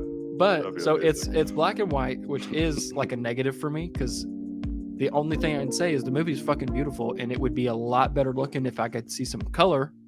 But it's also shot in 4:3. It pulls a Snyder cut. It's in a square. Yeah. And I fucking despise that because it is made for a subscription, a TV subscription service. And so it's the same shit I cannot stand about Disney Plus shows. These Disney Plus shows, why the fuck are you shooting them in widescreen format when they are made to be shown on televisions? Shoot them in 16:9 and fill the goddamn screen. It's made to be watched on a TV, and the average person has like a 50-inch TV in their house. You and me are not average, but the average people do. And so it infuriates me. But so yeah, that right there, you know, it's a 4:3, so like I had to get close to the TV to be able to see everything that I wanted to see in terms of detail. But please let Dune win. Sorry. I'm surprised you didn't. So what's your snub? Oh, I mean, my God. Obviously, The Green Knight is... Okay, I was waiting for that. Have you seen that yet or looked at it at all? No. I really, like... the fact that that's not nominated is insane to me, to be honest. Like, it really is the prettiest movie I've ever seen. I wouldn't have let it win over Dune because Dune's cinematography mixed with the story is so incredibly well done. Like literally, like Dune is a movie that every single frame means something and is put together artistically, and it's meant to be that way. Whereas The Green Knight is that way, but it's more so specifically for like, how can we make this shot the most beautiful? And it doesn't really, the story is muddled and purposefully muddled and weird. And so it doesn't necessarily help the story that much. But yeah, I cannot believe The Green Knight didn't get a nomination. Like, I still think the lead for The Green Knight should have got a Best Actor nod because he was fucking incredible in that movie. All right. So I guess we know you're snubbed for this next category, which is actor in a leading role. Javier Bardem, being the Ricardos, Benedict Cumberbatch, The Power of the Dog, Andrew Garfield, Tick Tick Boom, Will Smith, King Richard, Denzel Washington, The Tragedy of Macbeth. So obviously my shit's going straight to Will Smith, but I think Andrew's going to take it. Yeah, I agree. Because literally everybody is riding this man hard for that film. So I think he might take it. Yeah. So you're thinking Andrew as well? So I haven't seen Tick Tick Tick Boom yet. Have you? Me neither. I don't want to. But I do think, from what I've heard, you know, it's also a biopic of sorts, but also, you know, kind of a musical of sorts. And so I think that he'll win. To be honest, for me, Will Smith, while great in King Richard, it's really not an Oscar like winning performance for me. He's just great, but the character isn't Oscar worthy, if that makes sense. Like, oh, you're bugging. You know, I would not have ever picked him, but insane, sir. But yeah, I do think now The Green Knight. I can't remember the guy's name. Let me look that up really quick. Dev Patel. Dev Patel. Yeah, I definitely think he would have gotten a nomination here. And then, I mean, the biggest snub is, I mean, Vin Diesel, Fast 9. I mean, what the fuck are they thinking? You took my joke, you fucker. That is guaranteed. He should have been number one, not fucking Javier Bardem. Should have been Vin Diesel, Fast 9. That shit would have been great. Automatic win. Lock and key, son. I can't think of any leading snubs, to be honest with you. Maybe Ben Affleck, Justice League, maybe. Who knows? What? Drive My Car is a foreign film. Yeah. Yes, it is. Like, good. Like, I'm glad, but also I know that I won't watch it, and that pisses me off. Yeah. Okay, so let's see for that. Best actor. Daniel Craig? I mean, would you have? I'll say this. I know he wouldn't win, but I wouldn't have been mad. It would have been a nice nod to say, like, hey, we see this franchise that you did a great job, and a great ending to the story there. Because my only thing with that is, because it's a phenomenal performance, but I feel like it would have got DiCaprio'd. Like, we're just gonna put you in there because we feel sort of like No, you're not wrong. Way. Right, so I wouldn't want it to be on that note. Well, I mean, to be honest, that's how I feel about like Denzel being nominated.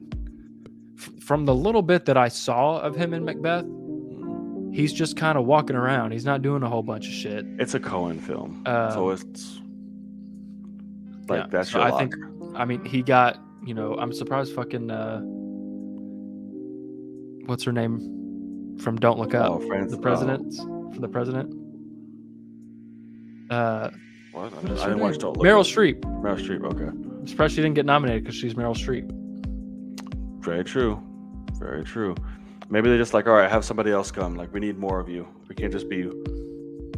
I guess they did get Nicole Kidman, which is the same thing. And Olivia Colman, who is the next of them. Yeah. Right. Both Jessica Chastain, Olivia Colman, Penelope Cruz which that threw me off. I didn't see that movie even though it existed. Yeah, me either. But to see her nominated, I'm like, oh, cool, okay. Nicole Kidman, and then one that everybody's praising and going up in arms now. Enjoy is Kristen Stewart. Yeah. For Spencer, because it was, when she did get nominated for the Golden Globe, how could you? The world was, internet was fucking burning, and now she's nominated. Yeah. She won't win, but she's I nominated. don't think so. No, it's gonna be fucking Coleman. We already know this. Why are we acting surprised? It's gonna be Olivia Colman again. So from what I've heard, people are not liking the Being with Ricardos, like, Yeah, but they think that Nicole Kidman might win. she won't. So I don't know. It's interesting. She's not gonna win. I don't have any snubs for this. I'll have to think. All the wonderful lady performances that we have here for this year. Yeah, I don't think there's any that I would Nicole snub. Kidman won the Golden Globe. For Best Ricardo's. actress, yeah. Oh shit. Okay, she's not gonna win the Oscar though. I hope not. Yeah, it's in gonna go to terms of a Coleman. snub, I don't know if I have one. Yeah, I don't either. I'm trying to think of like. I'm not watching the Oscar movies. Is the problem? I mean, because they're all booty cheeks as they normally are. yeah. I mean, So I'm like, you're not wrong. right. So it's like it took the fun out of like the Oscars and film. It's like you're just nominating shit because you want to keep your propaganda and bullshit. Like, it's dumb. Yeah. Taking the fun out of it all. Speaking the fuck of directing. This is so dumb. Belfast, Kenneth Branagh. Drive My Car. Licorice Pizza. Like, what the fuck? Because Paul Thomas Anderson. The Power of the Dog. And West Side Story. Because it's Steven Spielberg. Yep. Guess who's not on that motherfucker? Fucking the one who deserves to be on there and win, which is Denis Villeneuve. Damn it. For Dune. That is correct. It's hilarious because Dan Murrow had the best statement referring to this ever. Oh, really? Because he did a live reaction of them like announcing the shit, and it got to directors, and it was like, and he was like, "What the fuck? Like, how can you not?" he ended it like he obviously is in an uproar. And he ended, he's like, "Do they think it got made by its fucking self?" It's like, how did you not nominate Dune, bro? Like, Yeah. this is such a slap in the face to him. Like, come on, bro.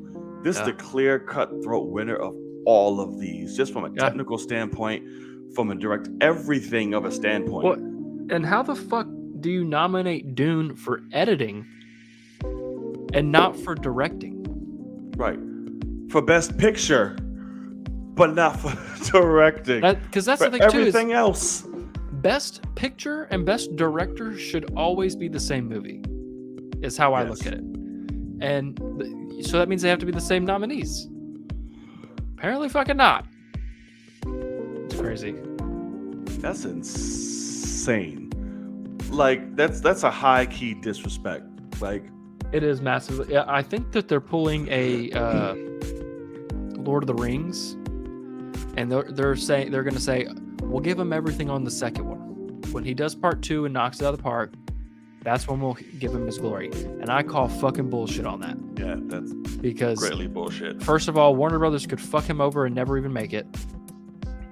Even though they said they will, they could still. But secondly, he could die in a fucking helicopter crash tomorrow. And what the fuck is going to be said? Ouch, memories. Like, that's the kind of shit. It's that political bullshit that the Oscars is. Yeah. And it's infuriating. All that it is. And literally, Denis Villeneuve is the best director of this year. Period. End of story, without a doubt. And the fact that he did not even get a nomination is wild to me. Disgusting. Yeah. So now that we do, who do we think is going to take it? Honestly, I obviously haven't seen either, but I'm going to guess it's either Power of the Dog or West Side Story. Because I have heard West Side Story is a very well directed, like beautiful movie. Yeah, Steven Spielberg. Right. Of course. And so that's the thing is, taking Denis out of this, Steven Spielberg is kind of the LeBron James of this, of like, oh, here's the fuck. Of course he's in this. Like, yeah, he's in the he's in the conversation. And so it's like, do they skip him because of course he could win because he's always incredible, or do they give it to him? But also, I haven't seen any of the other movies. Like, for all I know, Power of the Dog really is an incredible directing feat. Right. I think it's between those two. I think they're going to give it to Spielberg. Again, Oscar royalty. But Power of the Dog was directed by a woman. We're not there yet. They give it to us in spades. Like 1 year, you get inclusive. Other years, for like 5 more, fuck y'all. Because So that's it's the like, thing too, is Power of the Dog. The story is Benedict Cumberbatch. Like, what's the word? He has like a kid, and he like shapes him into being like a gay, like, because Benedict's gay.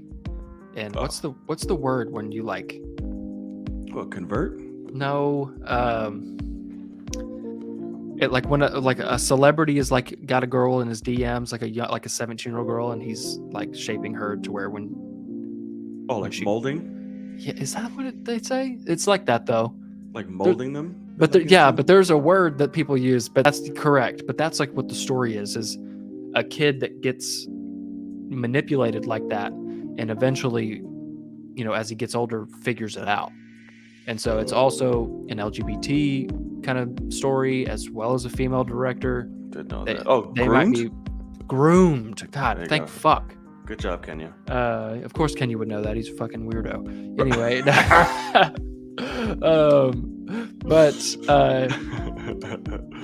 But yeah, so I could see them maybe going for, the social justice push of like, oh, it's woman and gay? They definitely ain't gonna give that shit to us. What? But it's like too much panic. I don't know. Like I said, they have to spread that out because to them they think that's propaganda and agenda. Yeah, you're not kidding. Yeah. Versus the they shit think they think the nomination is enough to say, hey, right, we understand that this is supposed to be allowed now. Right. Absolutely. Like when every few years they sprinkle some black shit, like, here you go. Whereas then you get West Side Story, which is literally about racism. And they're like, that's the winner. That old ass story, yeah, we all remember the different iterations of that fucking incredible thing. Right. We didn't watch the new one. This old ass white man talking about what's hard, what's hard to be, living in America with race and shit. Let him tell it. Great. Yeah. So it's whatever. So all the brown ones going after the white ones? Right. Absolutely. What? The brown ones look bad? Oscar. Give it to him. Nominated. Oh, Jesus. shit. Don't let them do good. Ignore it. Worst movie of the year.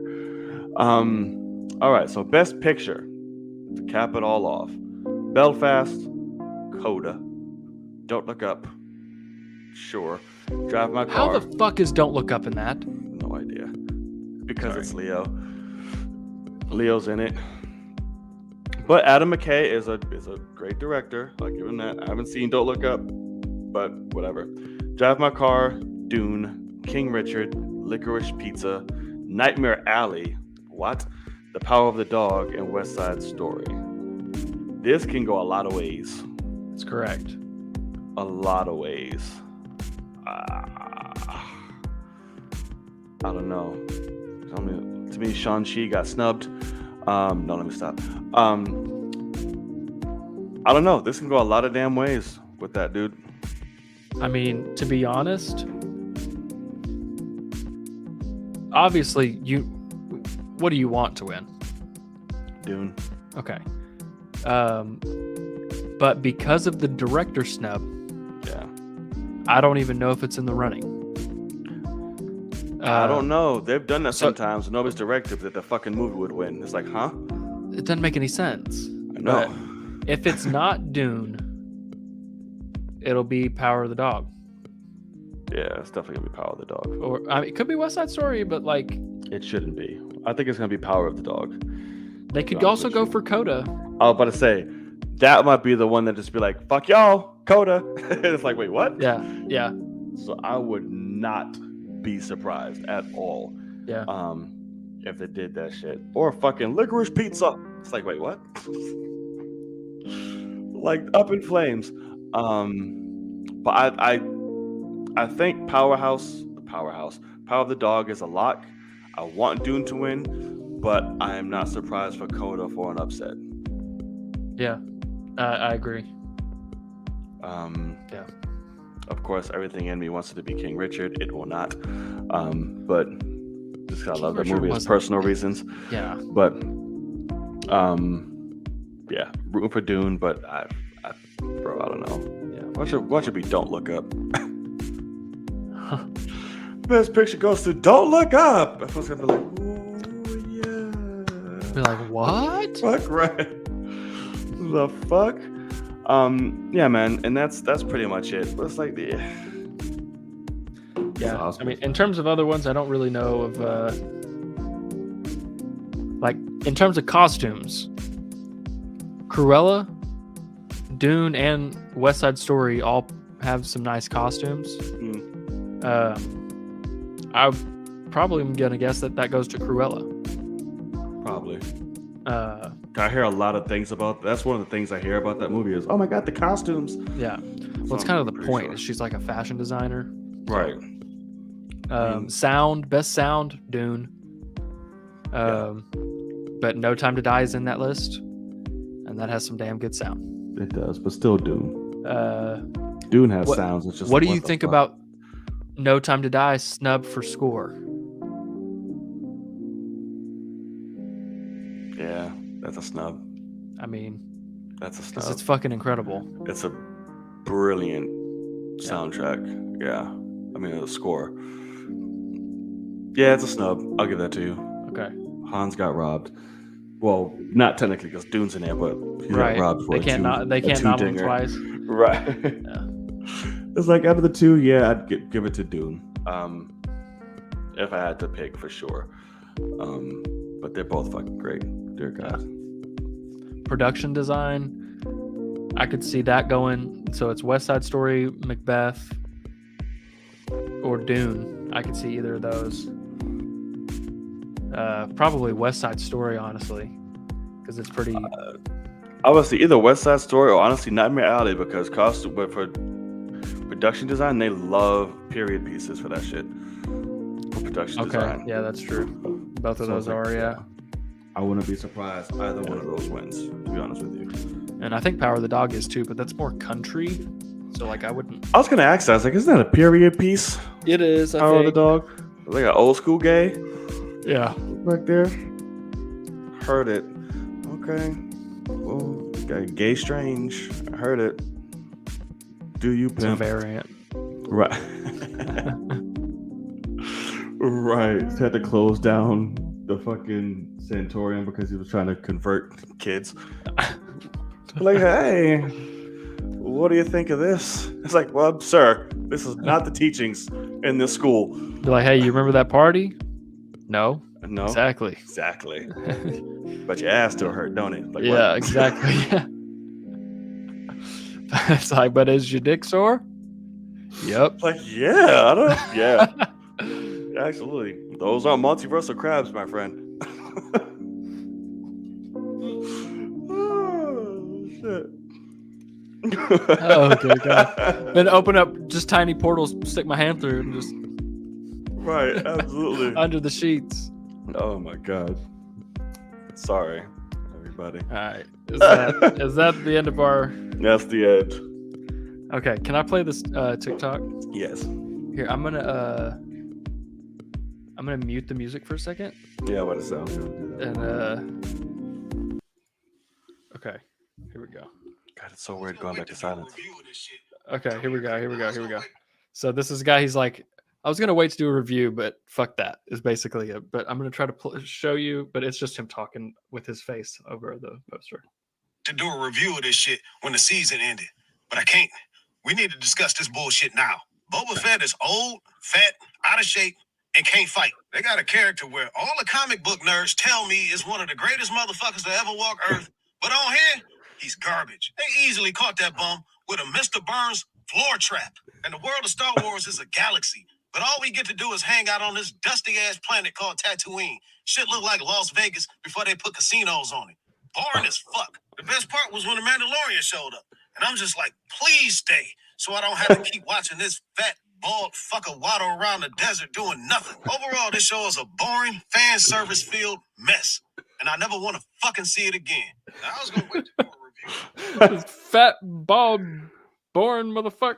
I think I saw the beginning of that and didn't finish it. It's fucking good. It's. I mean, he's not lying at all. No, I mean, he's preaching. God. But anywho, all right, y'all. We're gonna go to y'all. Let us know what you got in the comments. We'll give a few minutes to y'all. We'll go back to see what we missed, answer any questions. But let's talk. It's up to y'all. Let's do it. I'm going back in the chat. See anything we missed. I know. Did you see Black Messiah? No, I wanted You're just in the Black Messiah. Okay. You're revolutionary, but you can't motor revolution. Yes. Yes, that was the Rock's tequila I was drinking earlier, Ronan. Yes. Let's see. I know Kenya had a few things too. But yes, that's Jango Fett is Boba Fett's daddy in the prequels. Answer that. And then question. all of the clones in the Clone Wars Yeah. are clones after of him. Jango Fett. So if we were going to see any clones in live action take their helmet off, it would also be Tamora Morrison. Yeah. Which we did in the prequels. That's correct. Where Tamura's in the theme was prequels like a million times. Yeah, he is. Some in one shot Yes, he is. because it's just like a crowd of clones. Yeah, basically. No, he doesn't even know who the Dakota Johnson is for Madam Web. Interesting. You're not missing much. It's okay. You don't like Dakota at all? No, she annoys me. Okay. Okay. Because it's one of I don't know. I'm just gonna leave it at that. Okay. Oh, sounds good. Right. What's Cad's origin? Don't know. Didn't watch Rebels and all that shit. So I am not worthy of answering that question. Okay. Yeah, it looks like we lost him. We have lost our friend.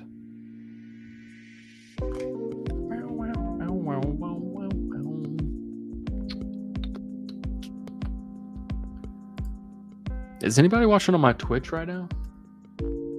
I have one viewer on Twitch.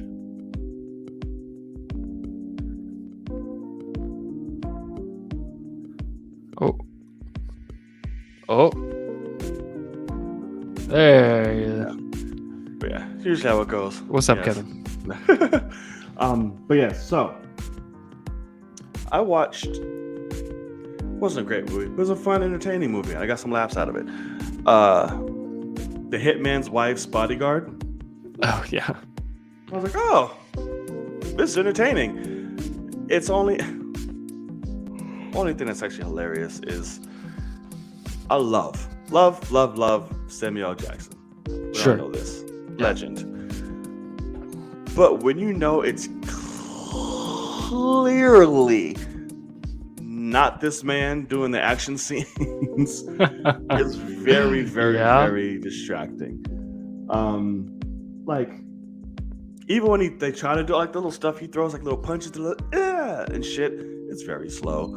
So it's just like, okay, got it. Rough. Yeah, but they're all hilarious. Samuel, Selma, Ryan, Morgan Freeman's in it.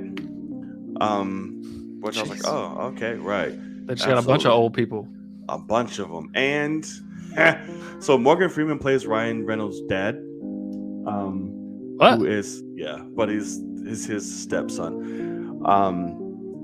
Who is also the greatest bodyguard in life and molded him and shit. Who ends up being a traitor. So at the end, Ryan and Morgan Freeman have a fight scene. Are you fucking kidding me? And Morgan Freeman holds his own? I'm like, oh my god, no! It's a CGI replaced head of Morgan Freeman. Oh, Jesus. But Morgan Freeman's in a face shot, grabbing a finger or some shit like this, and then Yeah. fucking, it's all just facial. I'm like, dear God. But it's just funny. Some of y'all have Morgan Freeman down here trying to have a fight scene with Ryan Reynolds. Yeah. Got What a it. nightmare. It's pretty Fucking hilarious. Deadpool. Yeah, I'm like, okay, got it. But bro, I know you mentioned it earlier. I don't know if you thought about it or watching it. You have to watch Euphoria. Like, you're bugging. What you mean? No. What happened? What did you see? I'm good. I've never been into it. Oh, bro, it's brilliant. Like this past episode. I mean, I've heard like people are like mad because like something like Zendaya no or something like why would you do that or something. Oh, they're not. So like they're invested. Do some yes. Yeah. But this, bro, the opening 20 minutes of this is like one of those things that you like when she's nominated for something. That's the shit that you go with. Sure. Absolutely fucking brilliant. But heartbreaking. Like I couldn't watch. I was like, this is really hard. Like this is really intense. It's really sad. Like I was tearing up a bit because it's so intense, and she does such an amazing job, and the show's so fucking real, dude. I'm like, oh, the show is just amazing. Yeah. But you've seen that because this episode she snapped. She's like, here's my Emmy again. Give it to me. Gotcha. That's what this was. But dear God. No, Kenya, I'd rather watch Morgan Freeman do what he did a billion times over than Steven fucking Seagal. Steven Seagal, fuck him. Oh my God, that man is horrible. It is so bad. So bad. And I watched Injustice, the animated movie. Oh. Finally. It's okay. It wasn't. All right. It was fine. Nothing I wasn't special. a fan of the voice acting. Gotcha. But I'm like, it was okay. DC, what are we doing with it? Since you're doing 20 hours of video games and shit. What are you doing That's with what I've DC? been doing. I don't know. DC, it's not my priority at the moment, man. It's just not. I gotta. Well, what are you gonna do now that True Detective is over? What are you gonna?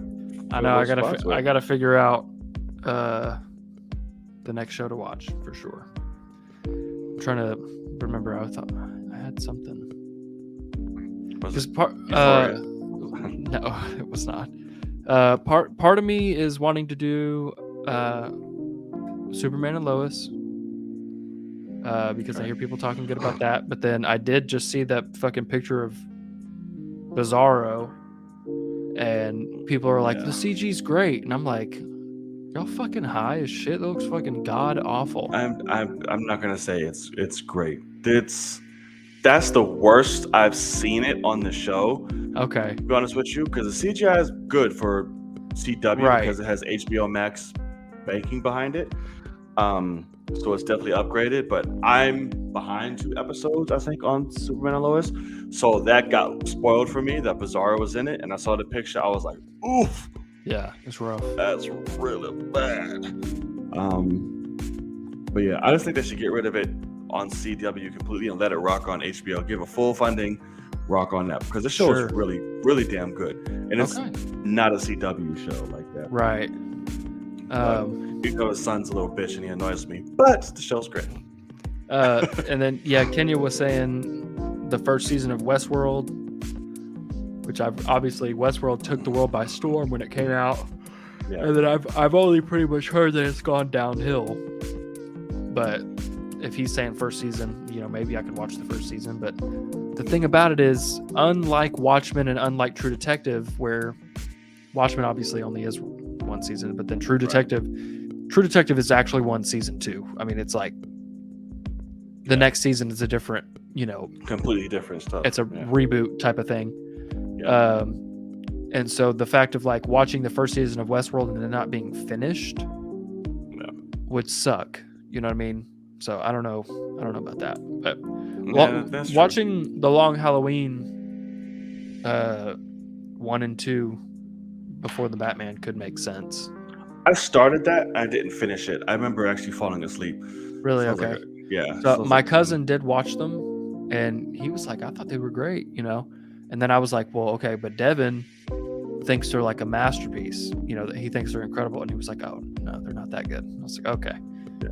But Me. I do kind of want to, because I don't read comics or anything. So, like, I kind of do want to. There's a part of me, I either want to go in completely blind to the Batman. That's what I want to do. Or, yeah, see, fuck. I want to go on I blind. want the Batman to be the most just. I want it to sweep me off my feet and just take me to the fucking. Like I'm containing my hype because I just don't want to. Like That's it's the thing. contained. The movie could still suck. Yeah, that's like I'm And contained. I'm fully aware of that. Like, because at the end of the day, like, I want to say, you know, Warner Brothers is paying a bunch of money on marketing because the movie's great and they know they'll make the money back. Blah blah blah. But like at the end of the day, the movie's called The Batman. Yeah. They could just be banking on that. You know, so. Yeah, and that's the thing. This movie could be ass, but like it's Batman's name. Yeah. Marketing work. It'll Exactly. get asses and seats. So that's how much is contained, but it's the more and more it goes, the more and more I'm like, okay. Will you Like, be well, how okay do- with this Bruce Wayne, like as a Batman fan? Because I know that's what you're. We'll see. I'm going where the story will take me. I'm here. Okay. Give me- I appreciate that. yeah, as long as it works and I can feel it, I'm like, all right, cool. Depends where Yeah. they go with it. Like I said, it's all for it. I'm not. Like I said before, my issue is just Robert. I'm like, oh, I don't fucking believe whatever.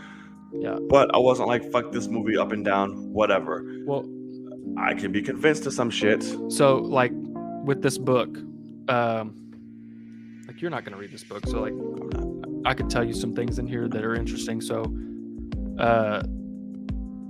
it starts out and he's like 10, and it literally starts out with him walking into Wayne Manor, and he's like, God, I miss this place. Like it's been a long time since I've been in here, and it says, you know, my parents gave this place up to become an orphanage, and we moved into Wayne Tower. And he's like, but all I remember is good memories here from when I was little and whatever. And he's like, but now it's an orphanage, and it's Thomas Wayne's running for mayor, and so they're having like the campaign start at the orphanage to like push his political agenda. And it's got Bruce Wayne's walking in, and the whole book is all about like, yeah, I'm fucking Bruce Wayne, leave me alone about it, kind of thing. And like throughout the book, like he walks into somewhere and somebody sees a kid, like when he's 17, somebody sees a kid and they're like, like, you know, I could try to cut you a deal, you know, since you look like you're a kid but you're interested in this. And he's like, yeah, I mean, it's, you know, whatever you want to do. And all of a sudden somebody's like, isn't that Bruce Wayne? And they're always like, oh, never mind, I'm not giving you a deal, you don't need, like, you can afford it. And he's like, I wouldn't have wanted the deal anyway. Like, yeah, I could buy this place. Like, I'm just trying to, you know, do this. But anyway, with the starting, he like walks in and he's like, there's a bunch of kids, like, because the kids are kind of staged at the orphanage to like help with the political campaign. Right. And he's like, so the orphanage choir's over here, and it they're singing, and it all of a sudden he's like, I look over and there's a skinny kid with thin framed aviator glasses just staring me down, and it's fucking Riddler is an orphan at Wayne Manor. And it follows both of them in this book. Like, they're the same age, and everybody at the orphanage fucking hates Bruce Wayne because they grow up there, and all the older ones are walking into all these rooms and going like, yeah, you see this giant room that has 10 of you kids sleeping in it? This was his closet. And like shit like that. And so they make a nickname up of like, if you're acting spoiled, they call you a Bruce. Damn. And like all this shit. I like that actually.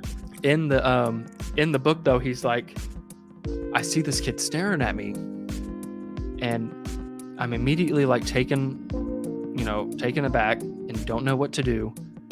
And he's like, but I know for my dad's sake, I need to be nice and I need to, be well liked and, for my dad to win this. So I look at the kid and I smile and, just give him a little smile. And then a little bit later, it goes to Edward Nashton's point of view. And he's like, I remember when Bruce Wayne saw me that day at the campaign thing and he fucking smiled at me because he knew he thought he was Edward Nashton? Yeah, it's not Nigma. It's Nashton. Okay. That's been known for years that they were doing that. No idea.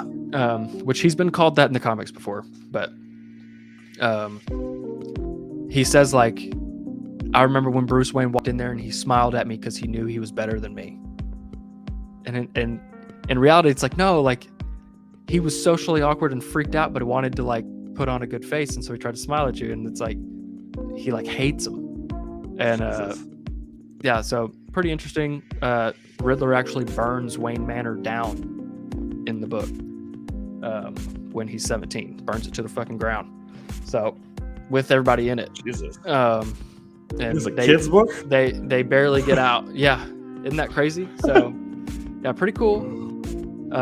That's pretty dope. I like that. Yeah, so I was like, you should have seen me. I was flipping through these tiny ass pages so fast. All of a sudden, I'm like, because I'm, it's a prequel to the movie, so obviously I'm hyped for the movie, and I'm just going in, and yeah, it's pretty dope. Because that's the thing is, it's 17-year-old Bruce Wayne's trying to get into street racing, and so he's got his precursor to the Batmobile, and he's street racing The Bad and the Furious. and he's got like a disguise on so that nobody can like see who he is, and they can treat him like normal. And the Riddler almost gets ran over by them at one point, and so the Riddler makes a bomb and puts it in one of their tailpipes and like tries to kill one of them.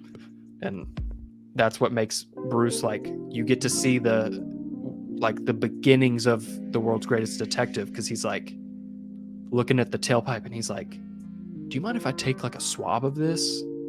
And the girl's like, you want to take a swab? And he's like, yeah, just for, and she's like, it's on fire. And I almost died. Like, she's like, the car's upside down and on fire. And he's like, just real quick. And he gets in contact with a cop through Alfred, and he's like, keep it anonymous. And like, you start to see this back and forth between that. And it's pretty dope. I mean, like, I actually like it as a very short little Batman story that it's fucking canon to the movie that we're about to get. So it gets me hyped. I actually like that. Yeah. I like it. I'll take those nuggets in when I go to the movie, because I'm sure they'll be like, I hope revert back and. That's the thing, is I'm hoping that this was completely written after the whole movie was shot. You know what I mean? Like, then they're like, oh, we can make some, a chapter about that little tidbit, and then, whatever. Because that's when a good tie-in, that's what you want, is to go into a movie afterwards and be like, oh my God, they did this callback and this, but it's like, actually, it's because that book was written for that. I'm here for it, but I have my ear high to the screen, listening for that shit. Good shit. Batman Forever and Robin's racing scene. Batman Forever had a racing scene? I don't remember that. I remember Batman and Robin's, where a fucking Coolio popped out of nowhere, but... Oh yeah, Coolio's in the book. No, I'm just kidding. No, right. He was the orphan master. Yeah. He was the one beating them kids. Right, absolutely. But that's what was cool about the book, though, is how the point was, and Bruce is fully aware. Like, he says, like, it's nice that I'm allowed. He's like, I have the money to just work on my car and then go street racing at night. And the point was, like, they almost ran over Edward, and it's because he's on his bike going to and from work, from the orphanage at 17 to work and back. And he's like, he's like, I recognize them from Gotham High. And they're like, he's like, I freaking hate them. And so he's like, you know what? I'm going to kill him. It's like, oh, Jesus. Just randomly, right. Yeah. That escalated quickly. Yeah, exactly. And what it ends with so he blows up the car and he like gets us high off of it. And he's like, I love that feeling. And he's like, what's the next best thing I could do? And he, ever since leaving the orphanage, he's like, I can't drive over there. He's like, I hate that place. And it's like, I'm gonna go burn that place to the ground so I never have to look at it again. Burns it to the ground, and he does it in a way to where the people can get out, but like he lights the bitch up with everybody in it. But it ends like he burns it down, and at the end he's like, I didn't get the same feeling. And he's like, it's because they don't know it's me doing it. And so then you start to see this is the Riddler. He's becoming the Riddler because he's like, no, I want to, fuck people up, and I want them to know it's me. And it's like, okay, I like this. Like, it's like, yeah, that's where you get, that's where you get the Zodiac and, things like that, where he's fucking FaceTiming you. And, like in the trailers, he's like, yeah. It's like, ugh. And he's like, yeah, here's your semen. Like, you came, thank you. Put it in my fridge. Like, what the fuck? I will freeze this. Yes. And have it as a popsicle for later. Jesus Christ. Oh, man. Gross. Ew. Fucking nutsicle. Ew. That's Oh, shit. All right. All right, let's get out of here. It's a good spot to end it. Yes. Oh my God. Thank y'all so much for joining us on the latest episode of the Film Cave. This was fun. Got it off the rails quite a bit. Maybe we should institute drink a little bit more. Who knows? But it was a fun show. We thank you guys for joining us, whether you're watching us live and or on playback. Again, we thank you. We love your continued support. Those of you who are new, who stumbled upon, dear Lord, the show, we really hope you're considering subscribing. Really helps the channel out a lot, as well as those thumbs up and a notification bell to be reminded, so you can be reminded. Film Cave wants you. Reminder when the episodes drop. Sir Logan, where can the people find you? Yes, sir. You can find me right here, Logan_Swish on Twitter. Logan Swish on YouTube. And I've got a Patreon. I think it's patreon.com/Logan Swish, where I react to Boba Fett, Peacemaker, and whatever else I decide to do. There's plenty on there. So check that out. There is plenty. Cool and gang. Y'all know where to find that man, so make sure to go follow, support, subscribe, the whole nine. And you can find me up top, all forms social media. Make sure you go check that out. And if you're watching here on Night Entertainment Network, you already know where to find me. Hit that subscribe button. Really appreciate it. So yeah, that's gonna do it. It's your boy Night. And I'm Logan. And as always, we'll see y'all in the cave. Peace. Later, guys.